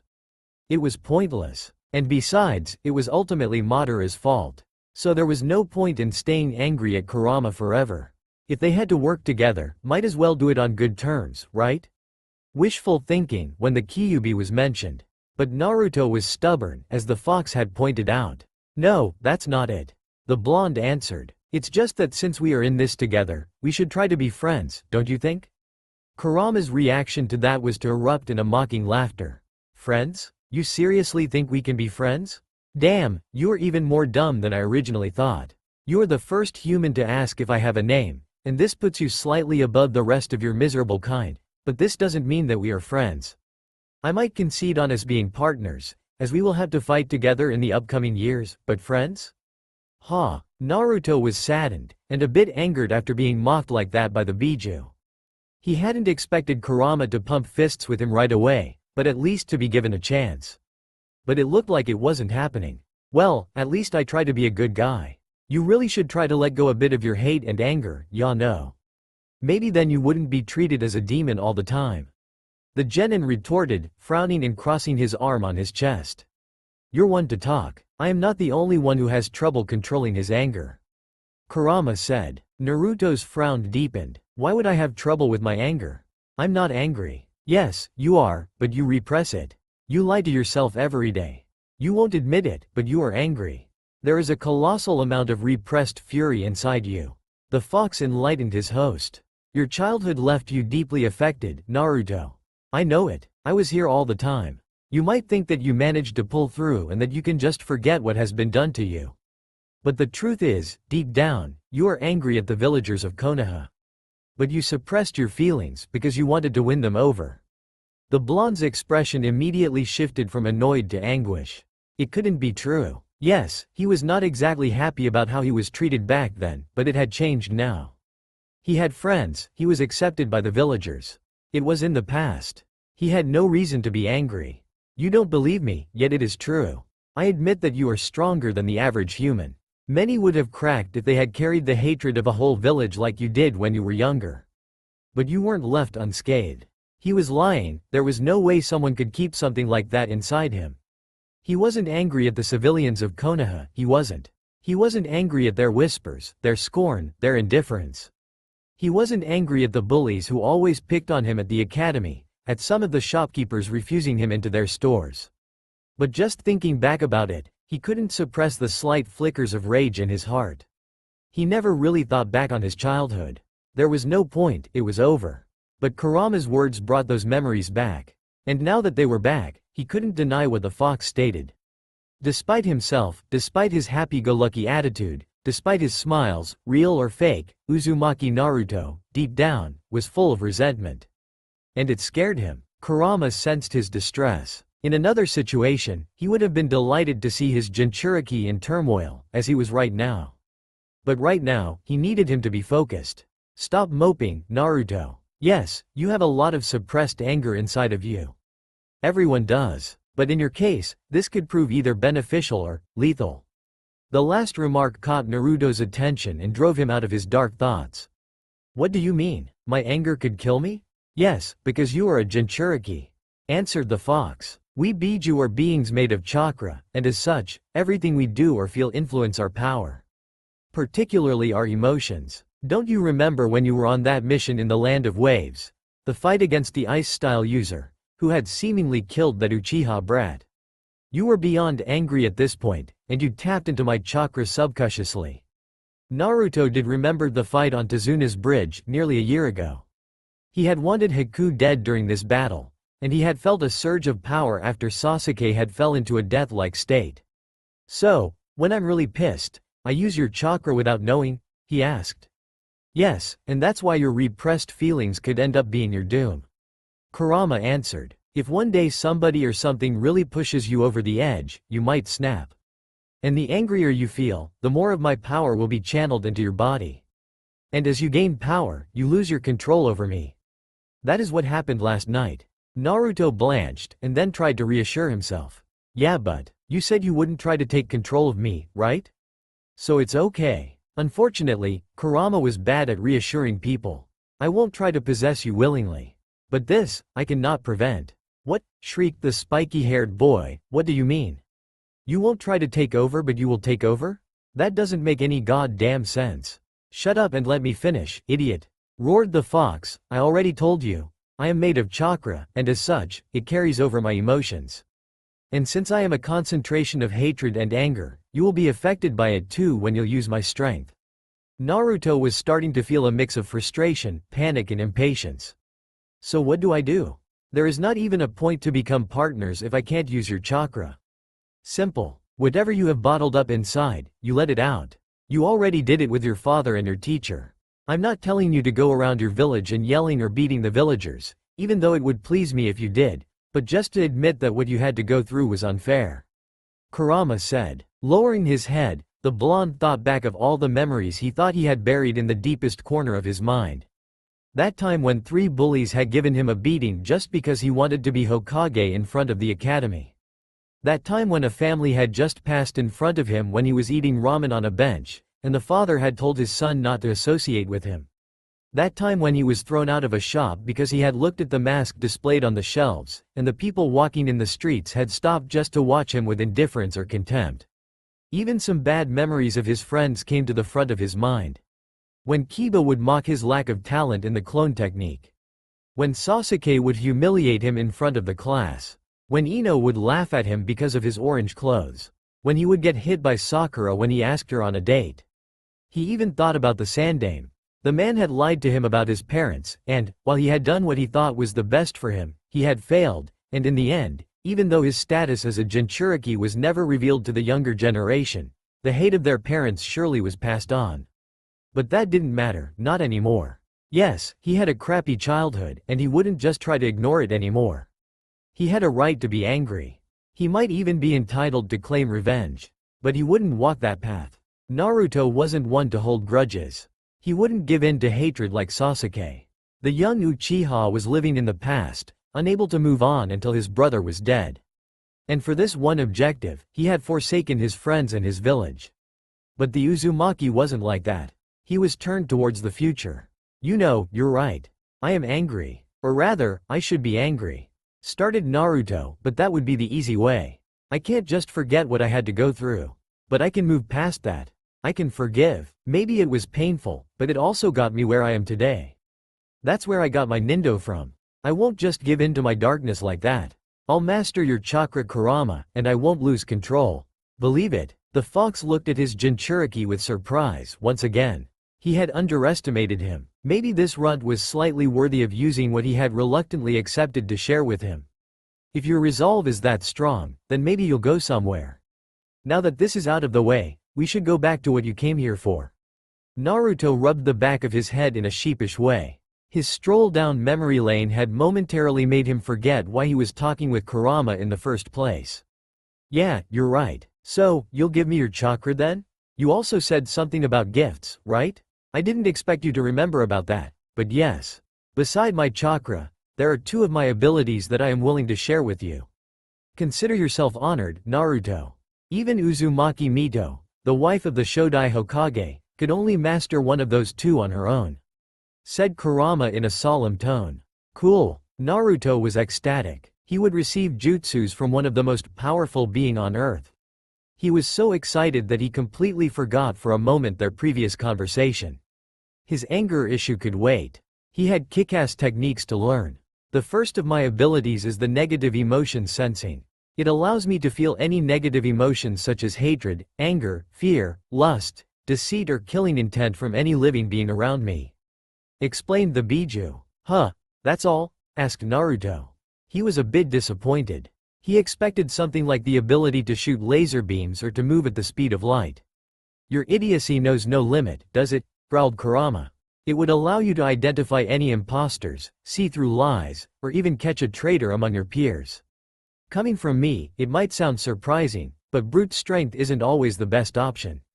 It is better to prevent a disaster than to deal with it after it happened, don't you think? Now, that sounded better for the blonde knucklehead. When you put it like that, it sounds great. Don't expect to master it right away. You will most likely only sense killing intent and hatred at the beginning, and only if the feeling is strong. Warned the fox. Naruto flashed a confident smile at the Biju. I'll have it in my pocket in no time, Kurama, believe it. Now tell me, what's the other one? The fox sighed. He preferred the thoughtful Uzumaki over the hot-headed one. He was quickly getting on his nerves. But at least, he was motivated.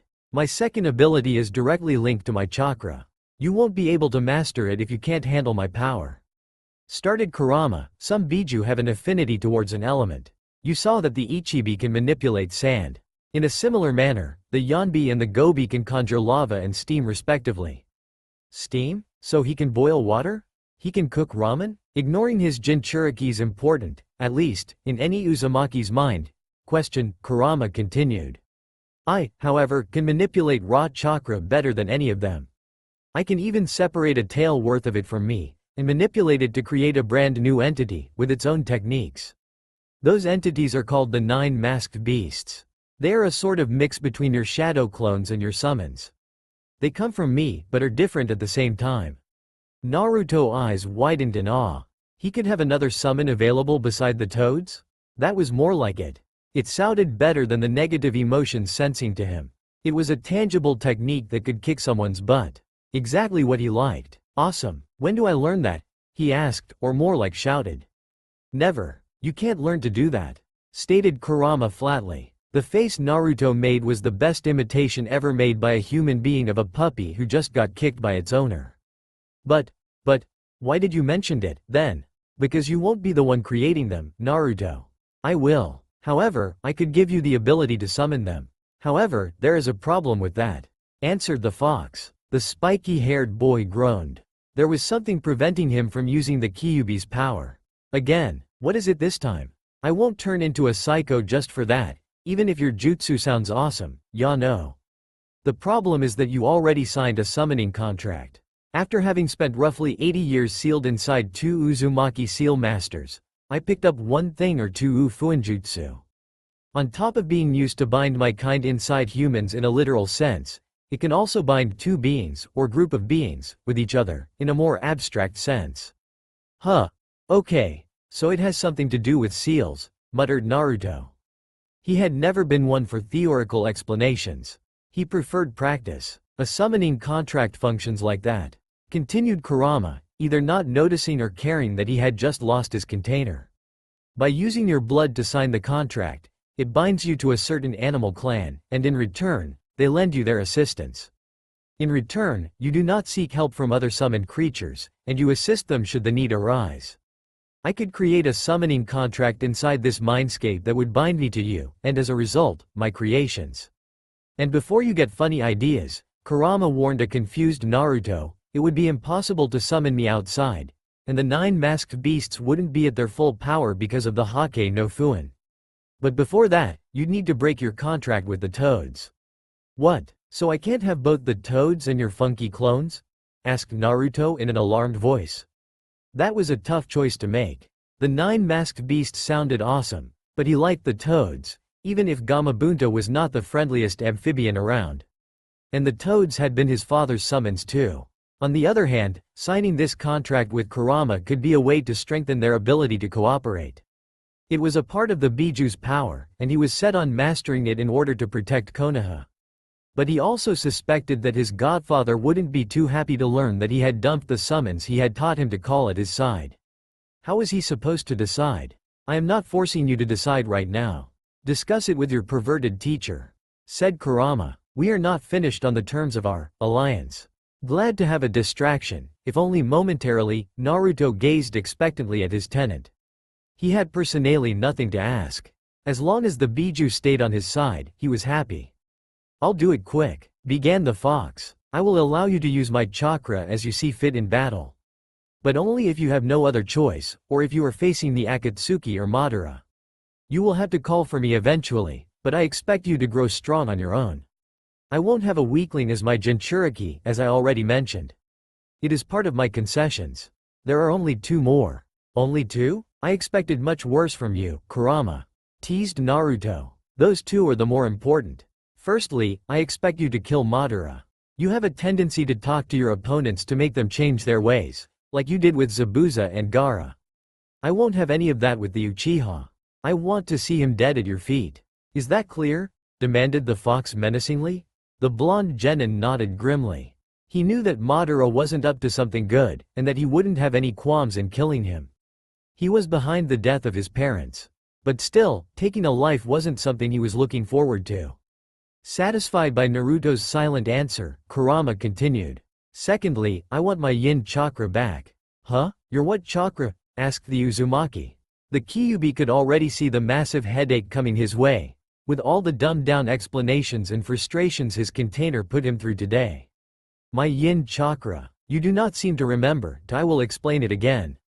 Your father mentioned that he only sealed half of my chakra inside of you. My yang chakra, to be precise. My yin half, he sealed it inside himself, before being caught in the dead demon-consuming seal. I want you to find a way to retrieve it, so I can be whole again. Besides, it would allow you to get more power from me. Kurama clarified. The blonde was a bit skeptical. Sure, They were allied, but he did not trust the Biju yet. If I accept, you swear you won't try anything against me or my friends, right? The fox growled in indignation. Just because he was a walking disaster didn't mean he would break a deal like that. Particularly one that was meant to protect him.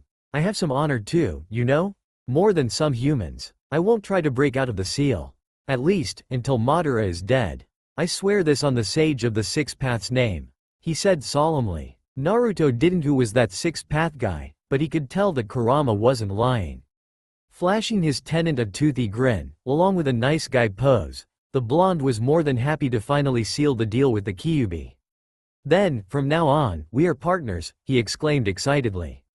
Even Kurama couldn't help a small smile from forming on his lips. Sure, the knucklehead was annoying, but it was the first time that he would get to truly share his powers rather than having them forcefully taken from him. And if that meant he would get to see Madara dead, it was worth it. The following years would be interesting indeed. If you insist on putting it like that. I guess we are. Jiraiya was starting to get impatient. It had been a while since Naruto had fallen in a state of whatever Jinchuriki fell in when they were in their mindscape. He had noticed that the blonde's face had twitched every now and then, displaying several emotions between sadness, anger, and happiness. While his godson was having a chat with the Kyuubi, the Toad Sage was busy thinking about what kind of training he would put Naruto through. Obviously, given the new circumstances, he would have to make it more intense. He had thought about an old application of the Kage Bunshin that might help them speed it up. The first thing on Jiraiya's list was to make Naruto go through the basis all over again. From chakra control, to taijutsu, genjutsu and ninjutsu practice and theories. He knew that his godson would never be able to use most genjutsu techniques due to his large chakra reserve and poor control, and that trying to teach him only one taijutsu style wouldn't give Bear good results, given the blonde's unpredictable nature and his habits of thinking of a strategy or striking on the fly. Some basic knowledge wouldn't hurt him, far from it. That didn't mean he would neglect working his body. Many people thought that Minato was as fast as he was because he was born like that, but in truth his swiftness and lightning-fast reflexes came from years and years of intense workout. And Jiraiya would put his godson through the exact same torture that his father had been.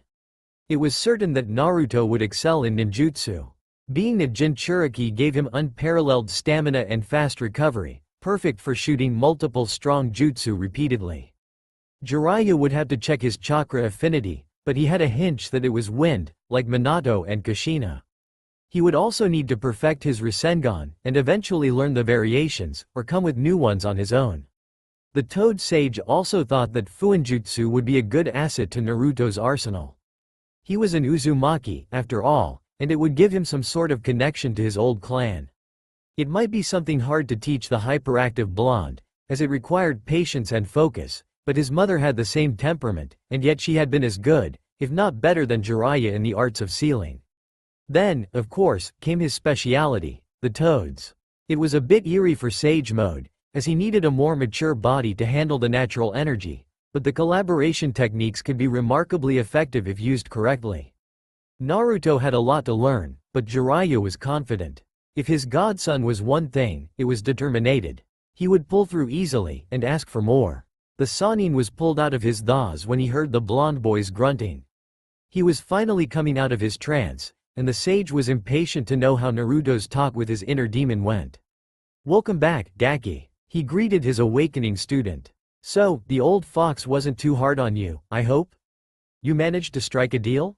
Shaking his head to get rid of the slight dizziness of coming out of his mindscape, Naruto turned towards Jiraiya, and gave him a thumbs up. "You bet, Arrow Sennin. I have a new partner now." The Sannin smiled proudly at his godson. "Trust in Uzumaki to make the impossible possible." "Good, now don't leave me hanging. What happened in that thick head of yours?" Groaning slyly at light jab, Naruto proceeded to go over his conversation with Kurama, not letting out anything. And for the second time today, Jiraiya was shifting between different reactions as his godson was speaking. He was impressed with his bravery in front of the Kyuubi, saddened by his painful reminiscence of his childhood, and proud of his resolution to master the Biju's chakra. However, when he heard about the Kumonju, and the fact that Naruto needed to cancel his partnership with the toads in order to gain the ability to summon them, He couldn't hold back an indignified shout of protestation. Wait a minute, you are actually considering signing this contract with the fox? Naruto rubbed the back of his head sheepishly. Yeah, I figured you would react like that. But you gotta admit that his summons sound awesome. I really like the toads, but I want to master all of the Kyuubi's abilities. And maybe it will help us communicate or something, ya know. Have you forgotten that Minato was a toad summoner too? Said Jiraiya angrily. If I recall, it was Gamabunta who saved your ass from the Ichibi during the invasion, right? And there are a lot of things you could learn from them, such as senjutsu. I really don't think that's a good idea. Senjutsu? What's that? Naruto asked. Anything ending with jutsu got his rapt attention. The art of using natural energy to strengthen your body and chakra. Exclaimed the toad sage proudly. It allows you to enter sage mode, where all of your senses are magnified, your taijutsu and ninjutsu tremendously stronger. The epitome of awesomeness. Naruto had stars in his eyes. If the toads had that, screw the masked beasts. The toads are not the only one knowledgeable in manipulating natural energy. The blonde heard the familiar deep voice of Kurama say in his head. Wait a minute, how can you talk to me out of my mindscape? He asked out loud. What are you talking about, Gaki? Is the fox giving you problems? Said Jiraiya. He just talked to me. Naruto exclaimed. Of course I did, idiot. Your father left the seal a bit more loose after you left. It allows me to speak to you even when we are not in front of each other. You can just think to reply to me, I'll hear it, and it will be less awkward for the people around you. Kurama retorted in an annoyed tone. Oh, alright. Wait, you said you knew about this sage thing? No, clarified the fox, but I know quite a bit about natural energy, as I said. To be honest, my chakra was originally coming from nature before I was. Whatever, this is not the time for a story. But I already witnessed a senjutsu user in action before, and he wasn't a toad summoner. Who was it? Asked Naruto. Senju Hashirama, the Shodai Hokage. After he defeated Madara, he used it, combined with his wood style, to subdue me in order to let his wife Mito seal me inside herself. It was quite impressive, to be honest. Oh, so I could learn it somewhere else? Perhaps. Maybe there are notes about it in the old Senju compound. So I could get both that sage thing and the masked beasts, the blonde thought. He jolted when he felt someone poke his cheek, only to find that it was Jiraiya, who looked quite exasperated. Quit spacing out like that when I'm talking to you, Gaki. The sage said annoyed. I wasn't spacing out. The blonde replied loudly. I was talking with the Kyuubi. He said that there were other ways to learn sage mode, like the Shodai Hokage did. Jiraiya facepalmed in frustration. I thought you let that go. You still want to summon those, whatever they are called? And beside, even if there are actually other ways to learn senjutsu, doing it alone would be extremely dangerous. Even with the Toad Elder's help, it was risky. Well, if you know it already, you could give me tips to make it less dangerous. Naruto retorted. The Sannin blinked. He hadn't thought about that. But still, the Toad summon in contract was a sort of heirloom, and he wanted someone to take his role of Toad Sage when he retired or died. I still think it's a bad idea, Gaki. The Toads are among the most powerful summons. Jiraiya said almost pleadingly. Naruto was a bit saddened at hearing the tone of his godfather. But if he really wanted to cooperate with Kurama, he would need the Kumonju. And now that there was a possibility he could learn Sage Mode on his own, the choice felt easier. Is he implying that a summoned creature the mighty nine-tailed demon fox, wouldn't be able to match against a dirty frog? This is very insulting, growled the Biju in the young Uzumaki's mind. Well, Gamabunta is really strong. Didn't he immobilize you when you were under Madara's control? And he helped me against Gaara too. Naruto asked, knowing that it would piss his tenant off. Do not mention that night again, said Kurama menacingly. Nodding mentally, the blonde returned his focus on Jiraiya. Come on Arrow Sennin, it's the fox that creates them. They should be plenty strong. And if I really need to work with him, I should learn from him too. What about the whole, those who abandon their comrades are worse than trash, thing you had going? Aren't the toads your comrades? The Sannin retorted. Of course I considered that. I'm friends with Gamakichi and Gamatatsu. But now, even if I don't really like it, and he probably doesn't too, the Kyuubi is my comrade. It pains me to cancel my contract with the toads, But if signing that contract with the fox allows me to be strong enough to protect everyone I care about from whatever Madara wants to do with the Biju, then I'll do it. And even if I am not allowed to summon the toads anymore, I'll still consider them my comrades, and I'll protect them too." Sighing dejectedly, Jiraiya looked with an air of defeat at his apprentice. "You won't change your mind, won't you?" he asked. Naruto nodded vigorously. Another sigh. "Fine, do it then. I guess I'll have to find someone else to carry the torch of the Toad Sage. The guilt card won't work on me, ya know. I'm still a bit mad at you." The Sannin shrugged. "Worth a try." After yet another trip in his mindscape to sign the freshly created contract of Kurama, Naruto got up from his sleeping bag, and was now standing in what used to be the court of the ancient keep they were camping in, listening to the Kyuubi's instruction. "I won't repeat myself, Naruto, so listen well. While it is true that you can summon the masked beasts after you signed that contract, you won't be able to use the regular summoning technique." "Huh? Why not?" asked the blonde confusedly. "Because it is a ninjutsu technique. The way I am creating the masked beasts is through the use of a long-lost art created by the most powerful man to ever live, the ninju. Before you ask me what it is, I'll tell you that it is the precursor of ninjutsu. It was meant to bring and maintain peace, but mankind corrupted it, and used it to wage war." "Oh, so what kind of technique should I use? I have an idea. Listen carefully, and repeat what I'm about to tell you." Giving an attentive ear to his tenant, Naruto closed his eyes in concentration, memorizing the formula Kurama was teaching him. He asked for a second recitation before being confident enough why Jiraiya. Even though he still felt that the toads were more useful than the 9 masked beasts, he was still curious to see them. 9 masked Svaha. Started Naruto, Sei, Byaku, Shu, Gen, Ku, Nan, Hoku, San, Gyoku. 9 masked beasts. As he was calling each nin symbol, a massive mandala, composed of 9 kanji encircled by 9 rings formed behind him. And from each ring, a form started to appear. After they were fully materialized, they dropped in front of their summoner.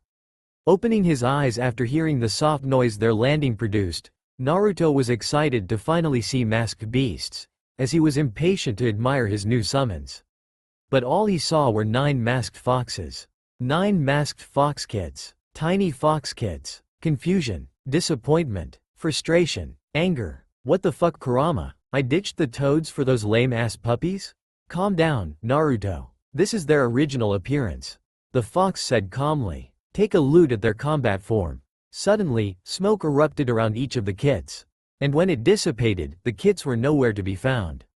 In their places were a dragon bearing a likeness to a seahorse, a massive, yet slender white tiger, a huge and elegant bird, large enough to be rode on, a tortoise with an armored shell, a long snake with golden scales, a woman with an angelic aspect in garments, with translucent ribbons attached to her arms, floating above the ground, and on which Jiraiya was already drooling on, shamelessly looking at her generous curves. A cloaked figure looking like a skeleton, armed with a massive scythe, who was levitating too, and 2 similar-looking priests, wearing rich robes and leaning on fox staves. Even in these much more impressive forms, the masked beasts kept their kitsune masks. "Isn't that better?" asked Kurama with barely concealed pride in his creations. "They each have their own names: Seryu, Azure Dragon; Byako, White Tiger; Suzaku, Vermilion Bird; Genbu, Black Tortoise; Kinja, Golden Snake; Tenyo, Celestial Maiden; Shinigami, Death God; Hokuto Sennin, Northern Sage; and Nanto Sennin, Southern Sage. They are the 9 masked beasts, the 9 aspects of the 9-tailed demon fox." Now this, Naruto had to admit, looked cool. His new summons were badass. Even Jiraiya was impressed. It was not every day that used that kind of technique. He also noticed that it was not a ninjutsu that his pupil had used. The Sannin was really intrigued now. Awesome. With this I'll totally plow the Akatsuki and Orochimaru's ass, save Sasuke, and protect Konoha. The blonde shouted to the sky. "Before you continue on how awesome you are," said Kurama, "I should tell you more about their abilities. The first 5 ones, the divine beasts, are mostly for physical attacks. Seryu and Byako are extremely fast and strong. Suzaku, of course, can fly and produce waves of wind from his wings. Genbu can withstand extremely strong blows, and is excellent to shield you. Kinja can bury himself and bind his target with his body. The four other ones, the divine priests, can use chakra-based techniques. Tenyo can bind or even seal her prey with her ribbons. Shinigami can shoot waves of energy with his scythe that drain the chakra of whatever they pass through. Both he and Tenyo can also fly, but not as fast as Suzaku. Hokuto and Nanto Sennin have the same powers. They can create chakra barriers to either protect or trap their target. "Yeah, awesome," yelled Naruto again, before relaying to Jiraiya everything he had learned about the masked beasts. The sage had to admit that they were powerful summons, but he was especially intrigued by the fact that they were conjured through ninshu rather than ninjutsu.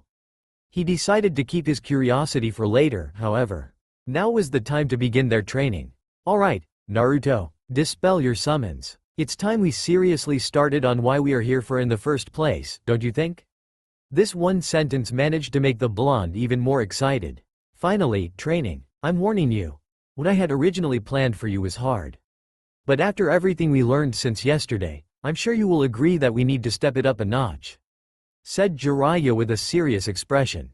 Now wasn't the time to be goofing around. He had a godson to torture. "I'm going to put you through hell, several times. Are you ready for this?"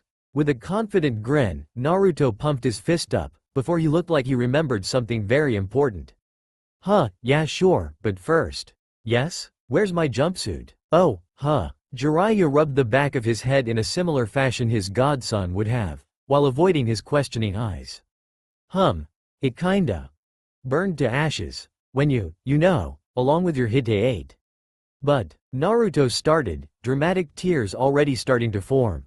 "It was so cool. Where will I find another as dashing as that one? And my Hite 8, it was a gift from Iruka-sensei." And that's how the training regimen of Uzumaki Naruto began, with the mighty Jiraiya of the Sannin trying to comfort his weeping godson, promising to buy him a new jumpsuit in the next town they would enter, and a new Hite 8 once they were back in Konoha. It was a cloudy evening in Land of Mountains, making the small country seem even more sad than it already was.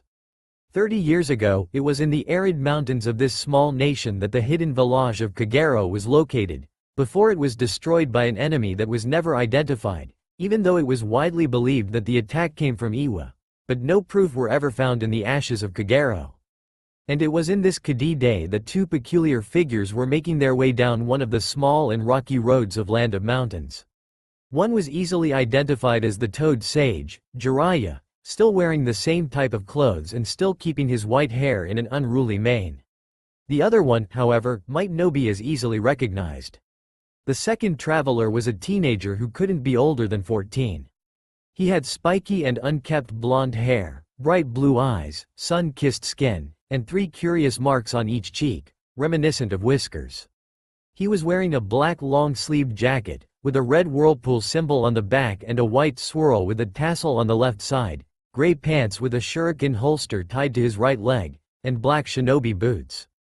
His whole outfit was obviously brand new, as it lacked any signs of long-time use. Of course, this blonde teenager was none other than Uzumaki Naruto. And, in the 1.5 years he had spent on the road with his godfather, he had grown up, physically and mentally. He wasn't small anymore. In fact, as far as his height was concerned, puberty had been good to him. He was now slightly taller than the average 14-year-old boy. And his jacket concealed a well-toned body, that he had acquired after countless hours of the harshest physical training the Toad Sage could deliver. But beside his growth spur, it was his mental development that might surprise his peers back in Konoha. While he was still his happy-go-lucky usual self, it felt somewhat toned down, and yet more genuine, as if an exaggerated mask had been thrown away, and replaced with a more restrained, but truthful attitude. And indeed, Naruto, after his talk with the Kyuubi, had let go of the facade he had put up to keep his worst memories and emotions away. Even intellectually, as surprising as it would seem, Naruto had made some progress. He actually thought, if only for a short time, before acting. He also learned to stay put and focus for longer period of times, as his training in Fuinjutsu required. Speaking of the sealing arts, Jiraiya was quite pleased with his students' progress. It had been difficult at the start, but when the sage had told his godson that a great deal of Minato's power, particularly his most powerful technique, the Flying Thunder God, came from his mastery in Fuinjutsu, and that his mother's clan, the Uzumaki, were renowned as the greatest seal masters in history. The blonde's interest and motivation in learning were significantly raised up. However, it was hard to appreciate the blonde's growing maturity, as he was currently brooding childishly and making grimaces while looking at his new clothes. "I don't like them." Jiraiya massaged his temples in frustration.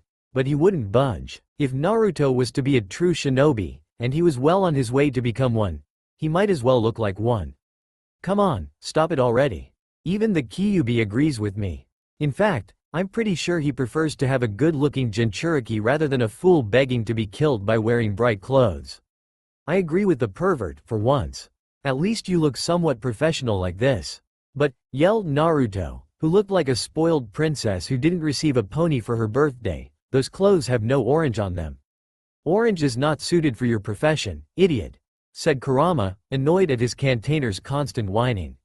"You're one to talk, you are orange. Stupid fox," retorted the young Uzumaki. "I can't help it, you pathetic mongrel. That's the color of my fur. And besides, even if I was of a less noticeable tint, I'm still as tall as a hill. How do you expect to remain hidden in the shadows looking like a shining carrot?" This was one thing that didn't change much. Naruto and Kurama's relationship never went past strict partnership. Not that the blonde never tried to be the fox's friend. But the Biju really didn't want any of it, even though he had warmed up just a little bit. "Well, I managed to escape the Anbu when I was little," answered Naruto. Really, he had managed well until now, wearing orange. So why was everyone against him like that? If you want to be taken seriously as a ninja, Naruto, you have to look like one too, said Jiraiya. And, seriously, if you keep wearing orange, you'll never catch a girl. No woman would ever want to date a guy wearing the eyesore you called a jumpsuit. Meanwhile, in Konoha, in the Hyuga compound, a certain blue-haired girl had a sudden urge to sneeze, which she just so happened to do right in her cousin's face as they were sparring. Back in the land of mountains, Naruto muttered curses, before finally relenting, to the relief of both Jiraiya and Kurama. "Fine, fine. No more orange on my shinobi clothes. But when I'm off duty, I'll wear what I want. Meh, whatever. If this is what it takes to make you stop being an annoying little gaki, fine," said the Sannin. They continued to walk in silence for a bit, occupying themselves in different fashion. Naruto took out several dried leaves from his pouch, practicing nature transformations with them. He alternatively tried to split them in two, burn them to small piles of ashes or make them wet. Jiraiya was pleased when they had found that, indeed, Naruto shared both Minato and Kushina's affinities for wind, but also had a talent for fire ninjutsu, and even, quite surprisingly, for water. The Toad Sage didn't know many wind and water techniques, beside the basic ones, but he was very knowledgeable with fire, being an expert in the art of using it himself, and having been trained by the Sandaime Hokage. Jiraiya, on his part, was currently busy thinking about a steamy scene that he had been thinking about for 3 days, and that he absolutely wanted to write down as soon as possible. Just because you were training your godson to face a group of S-rank Nukenin didn't mean that you couldn't continue to bless the world with your divine romances. Luckily for the super pervert, they were nearing a small town called Yamatsuri. However, he also remembered the situation of the country they were in, and decided to warn his apprentice. "Naruto, before we enter this town, you should be aware that Yama no Kuni is currently barely more than an outpost for the village of Iwa. There is a very high probability that we will run into some rock shinobi." "I know, I should keep a low profile or even use a henge, right?" the blonde asked. It was painfully obvious, as he was growing up, that Naruto looked like Minato. If his head was less round and his hair longer, he could easily pass for a clone of a teenager Yondaime Hokage, minus the whiskers. Jiraiya nodded, pleased that his student had understood immediately. "Yes, patrols are frequent in these parts. Yamatsuri is a very small town, so they will quickly notice any strangers. Focus on your sensory ability, just in case." Naruto hadn't just progressed in elemental ninjutsu and fuinjutsu, he also made progress with Kurama's power. He quickly learned how to use the negative emotion sensing. He could more or less turn it on or off, to avoid being overwhelmed by other people's hatred or anger if there were too many of them. He wasn't able to sense all kind of emotions on the same degree, as it was easier to sense hatred and killing intent than deceit or sorrow. The blonde closed his eyes in concentration for a second, allowing his senses to expand. It was a really weird experience to feel other people's emotions, and Naruto couldn't really describe it. He wasn't able to determine the origin of the emotion. If he sensed hatred, he wasn't able to determine towards who or what it was directed, but he could feel its intensity. Sensing killing intent was much easier too, even if it was repressed, meaning that sneaking up on Naruto while he was focusing on his ability was extremely hard. Finally entering the small town, Jiraiya and his apprentice immediately started looking for an inn. As they were walking in the main street, the young Uzumaki was able to witness the obvious state of poverty and the gloomy, sad atmosphere of the country. The walls of the houses were in an advanced state of decay, the road was dirty, littered with broken glass and other substances he really didn't want to identify. Beggars were trying to keep the cold wind coming from the mountains away with their rags and torn blankets, and the few people outside were all looking down. It reminded Naruto of the Land of Waves, before the island was freed from Gato. Seeing such misery made him angry, but he knew that this time, he couldn't help them. Bringing attention to him when he was so close of Iwagakure would be suicidal. It also made him think of the trap master, Geno. The old man used to be a Kagero shinobi, and he had wanted to blow up Konoha using a vast chain of explosive tag planted all around the village. Naruto remembered that it was only because he had reminded the trap master of his son that they avoided a disaster. Nonetheless, the man had a good heart, despite his desire of retribution, and seeing the state of Land of Mountains with his own eyes gave him a better understanding of Geno's motivation. As a small inn finally came into view, the young Uzumaki suddenly sensed something that made him sick to his stomach. Something he only ever had sensed coming from Jiraiya, but never in such quantity, or radiating with such evil intent. This foreign and horrid feeling almost made him throw up. Noticing his pupil's distress, the toad sage turned to face him, and was about to ask if he was okay, when a scream of terror and despair was heard, coming from inside the inn. And, with that scream, new emotions flooded Naruto's mind, fear and disgust.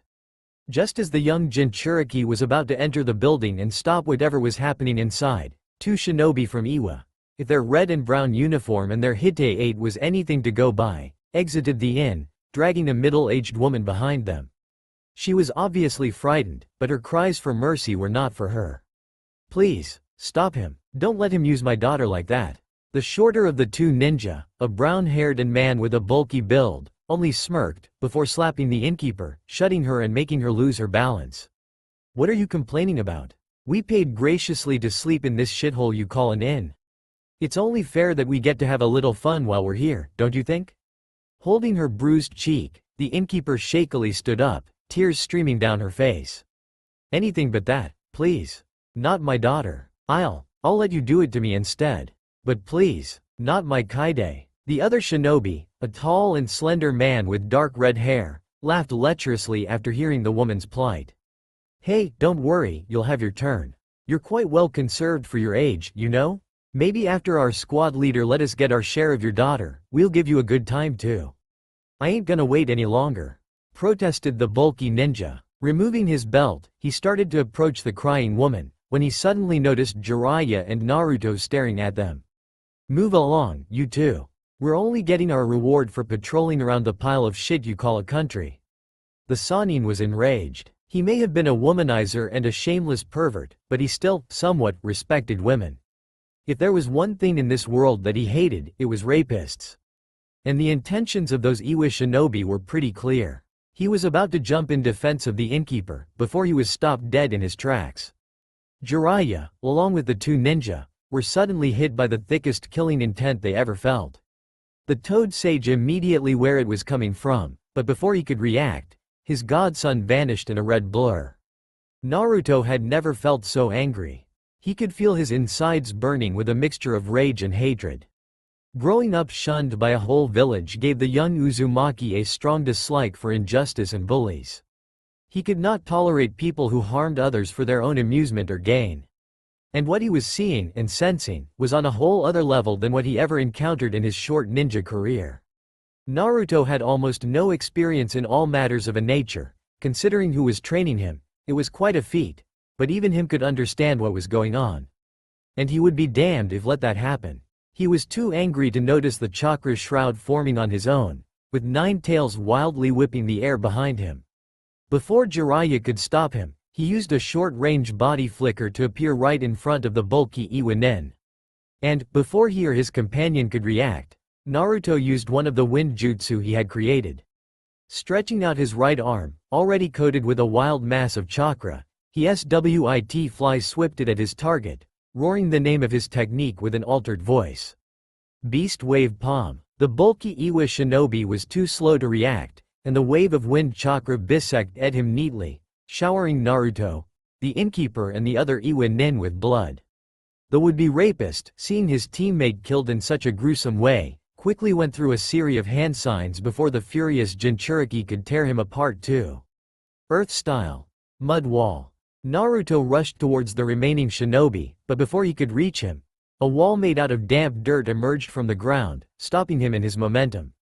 But before the Iwanen could escape by using the hidden mold technique, the blonde Uzumaki charged one of his signature techniques, now fully able to do it one-handed, and overcharged by Kurama's chakra, and slammed it against the earth wall, blowing it apart. Rasengan. The Iwanen was thrown away by the power behind the explosion, and collided violently against a wall, leaving a dent in it. Before he could pick himself up and try to flee, Naruto flickered above him, a foot pressed on his stomach, preventing him from moving. And, for the first time, the Iwanen had a good look at the blonde's face. His gentle blue eyes were gone, replaced by slitted blood-red orbs, glowing with power and malice. His whiskers were bolder and darker, accentuating his feral features. His teeth were now fangs, picking out between his blackened lips. His nails had become sharp claws, directed at the Iwanen's throat. But that was not what almost made the Doden user soil himself in sheer terror. No, it was the sadistic and triumphant smirk that seemed so alien on the blonde's face, as well as the colossal killing intent focused solely on the helpless shinobi. It was true that Naruto could stay in control when he used a certain amount of Kurama's chakra, but that didn't mean that he wasn't affected in some way. He was much more aggressive, and his animalistic instincts went on overdrive. And right now, the Iwanen was merely a prey to be killed, a toy to be shred, a nuisance to be annihilated. And the Jinchuriki did just that. With a quick swip of his claws, the head of the unlucky Iwa shinobi was sliced beyond recognition. Just as Naruto finished his second opponent, cries of pain and distress could be heard again coming from inside the inn. Not wasting any second, the blonde Jinchuriki rushed inside, set on reducing to ashes whoever was the cause of those cries, and the horrible lust he could still sense.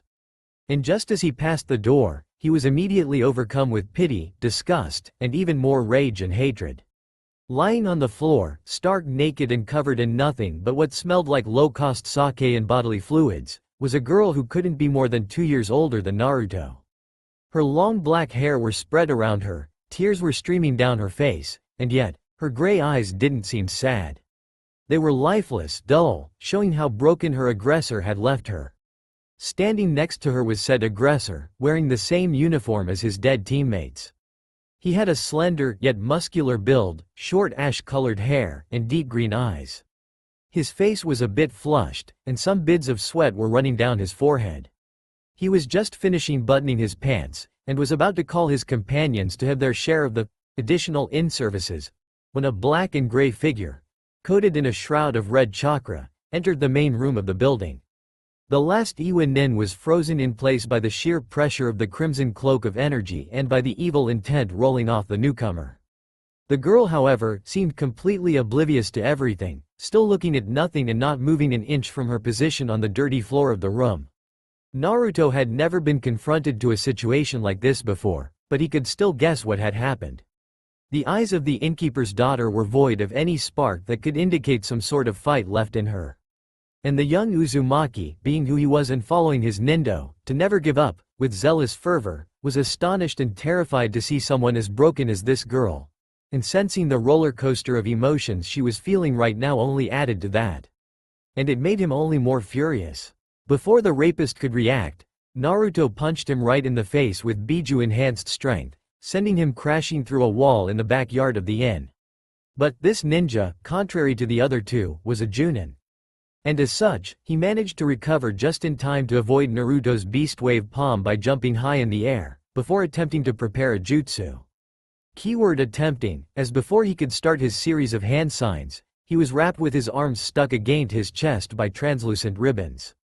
He took a look behind his back and saw that he had been caught by a flying woman, wearing ceremonial robes and a kitsune mask, and that the ribbons he was tied with were connected to her arms. The woman swung her hands downwards, causing the trapped Iwa Nin to be propulsed towards the ground. As he violently landed, he could feel, and hear, several of his bones snap under the strength of the impact. Seeing his prey now immobilized, Naruto dispelled Tenyo, who he had summoned with hard-attained speed after seeing his target trying to keep his distance with him, and slowly walked towards the Iwa Nin, while profusedly showering him with killing intent. The rapist was close to losing the control of his bladder. He could feel that the chakra coming from that boy was radiating evil, and the pressure of his power was suffocating. Adding the bloodthirsty look on his face and his maniacal grin didn't make it any easier for him to keep his pants clean before he died. At this point, he knew that he was screwed. You're a demon," he managed to say before Naruto stopped in front of his broken body, hunched over to face him directly. Hearing this made something snap inside the Jinchuriki. For a long time, he had heard the whispers behind his back, the villagers being angry because of his pranks, ordering their children to stay away from him, calling him names. Punk, good for nothing, troublemaker, monster, and sometimes demon. He had ignored at the time. But hearing it again, after his talk with Kurama, struck a chord inside him. He no longer tried to flee his past, but that didn't mean that he had fully come to terms with it yet. And for a second, he did not see the Iwa Nin in front of him. He saw the shopkeeper who yelled at him for looking at his masks. He saw the woman who complained loudly to her friend when he became an academy student. He saw Mizuki, laughing in glee as he witnessed the shock plastered on his face after the traitor had revealed the truth about the Kyuubi's fate. He saw many more faces, between the boys who bullied him, to the villagers who insulted him. His sinister smile grew larger. He could feel the fear coming from his prey. It was exhilarating. A demon? Naruto said in a deeper and huskier voice. Maybe you are right, but then, what does that make you? Grabbing the helpless Iwa Nin, he yanked him closer, before stretching his free arm back to deal the final blow. Seeing this, the shinobi finally lost it, and despite his wounds, he tried to escape the blonde's grip. No, let me go. I am an Iwa Junin. What do you think you are doing? He shouted desperately. What I am doing? Asked Naruto with amusement. His smile widened once more, showing more of his fangs. Killing monsters, that's what. And the Uzumaki plunged his hand into his victim's chest, grabbed his heart and tore it out, before he squashed the still beating organ in a crimson fountain. A few minutes passed before Naruto finally calmed down and his chakra cloak dissipated. He slowly stood up, before he puked, as realization hit him. He had killed, in an utterly gruesome way, 3 men. He had killed before. Back when Sasuke was still a member of Team 7, during their mission to protect the actress Fujikaze Yukie, who was in reality the princess in exile Kazuhana Koyuki. Naruto had defeated in battle the tyrannic ruler of the Land of Snow, Kazuhana Doto. His Rasengan had sent the rogue daimyo into one of the generators of the chakra-powered mechanism that transformed the icy country into the beautiful Land of Spring. It had been clean. Nobody had found Doto's corpse after that. Here, he had the horrible proofs of what he had just done all around him. The blood, on the ground, on his hand, the stench of the vital fluid and of the Iwa Nin's clothes.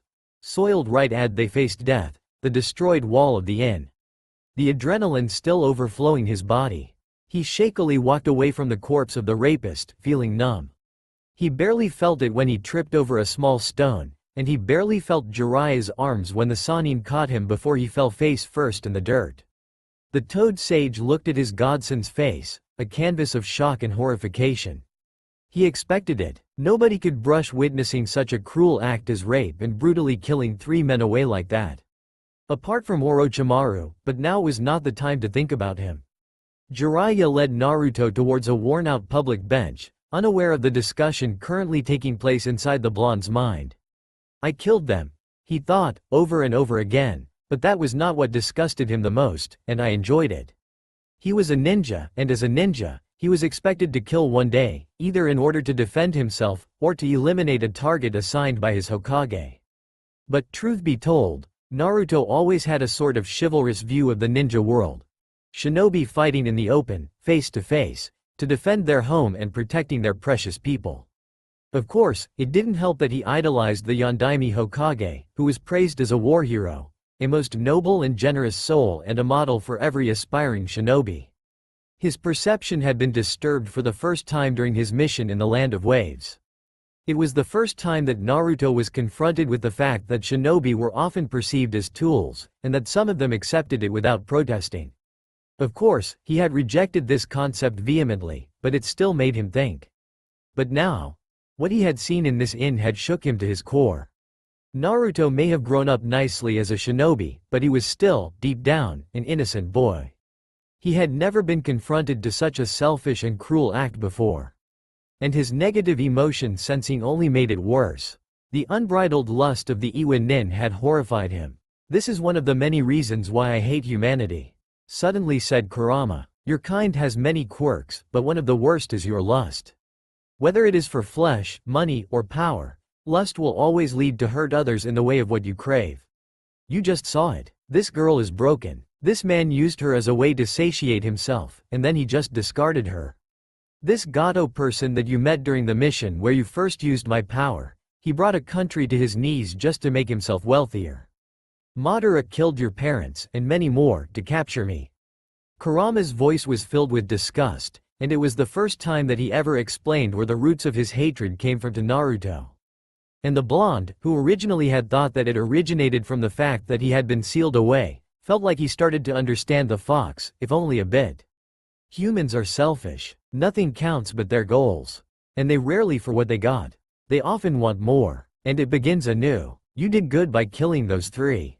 At least, they won't hurt anybody anymore. But I shouldn't have. I shouldn't have enjoyed it.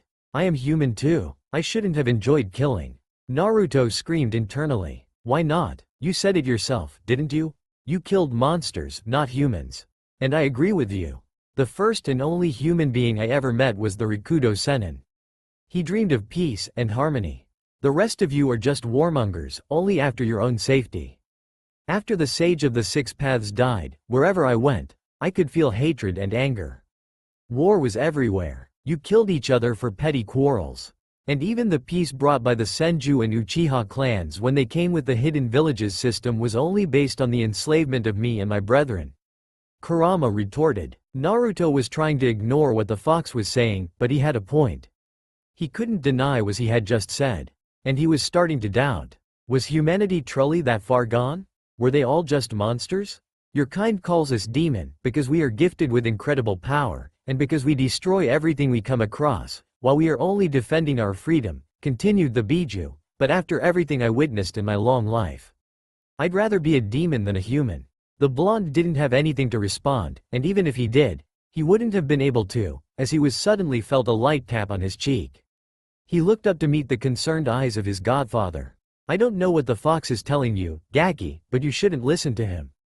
Jiraiya said. How did you know? You always have that funny look when you are talking to the Kyuubi in your mind. And on top of that, you looked pretty distressed.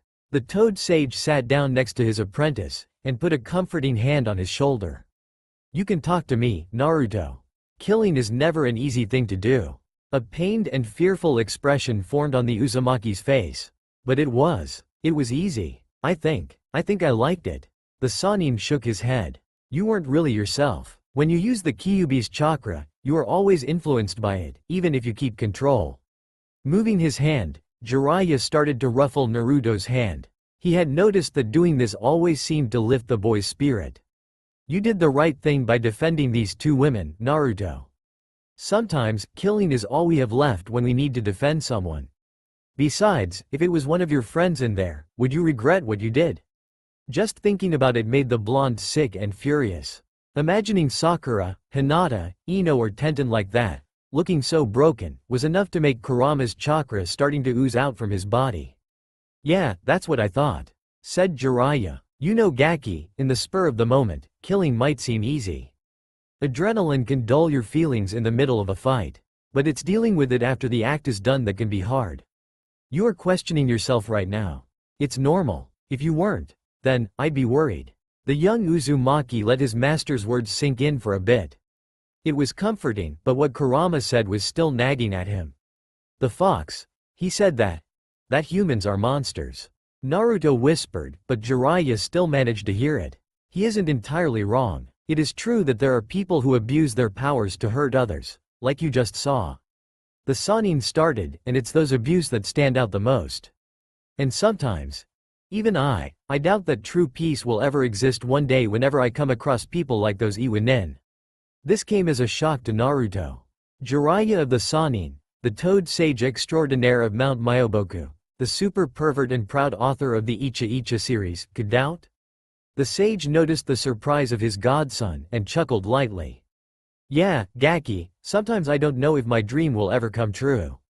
But then, I remember what my sensei once told me. Hokage Jiji? What did he told you?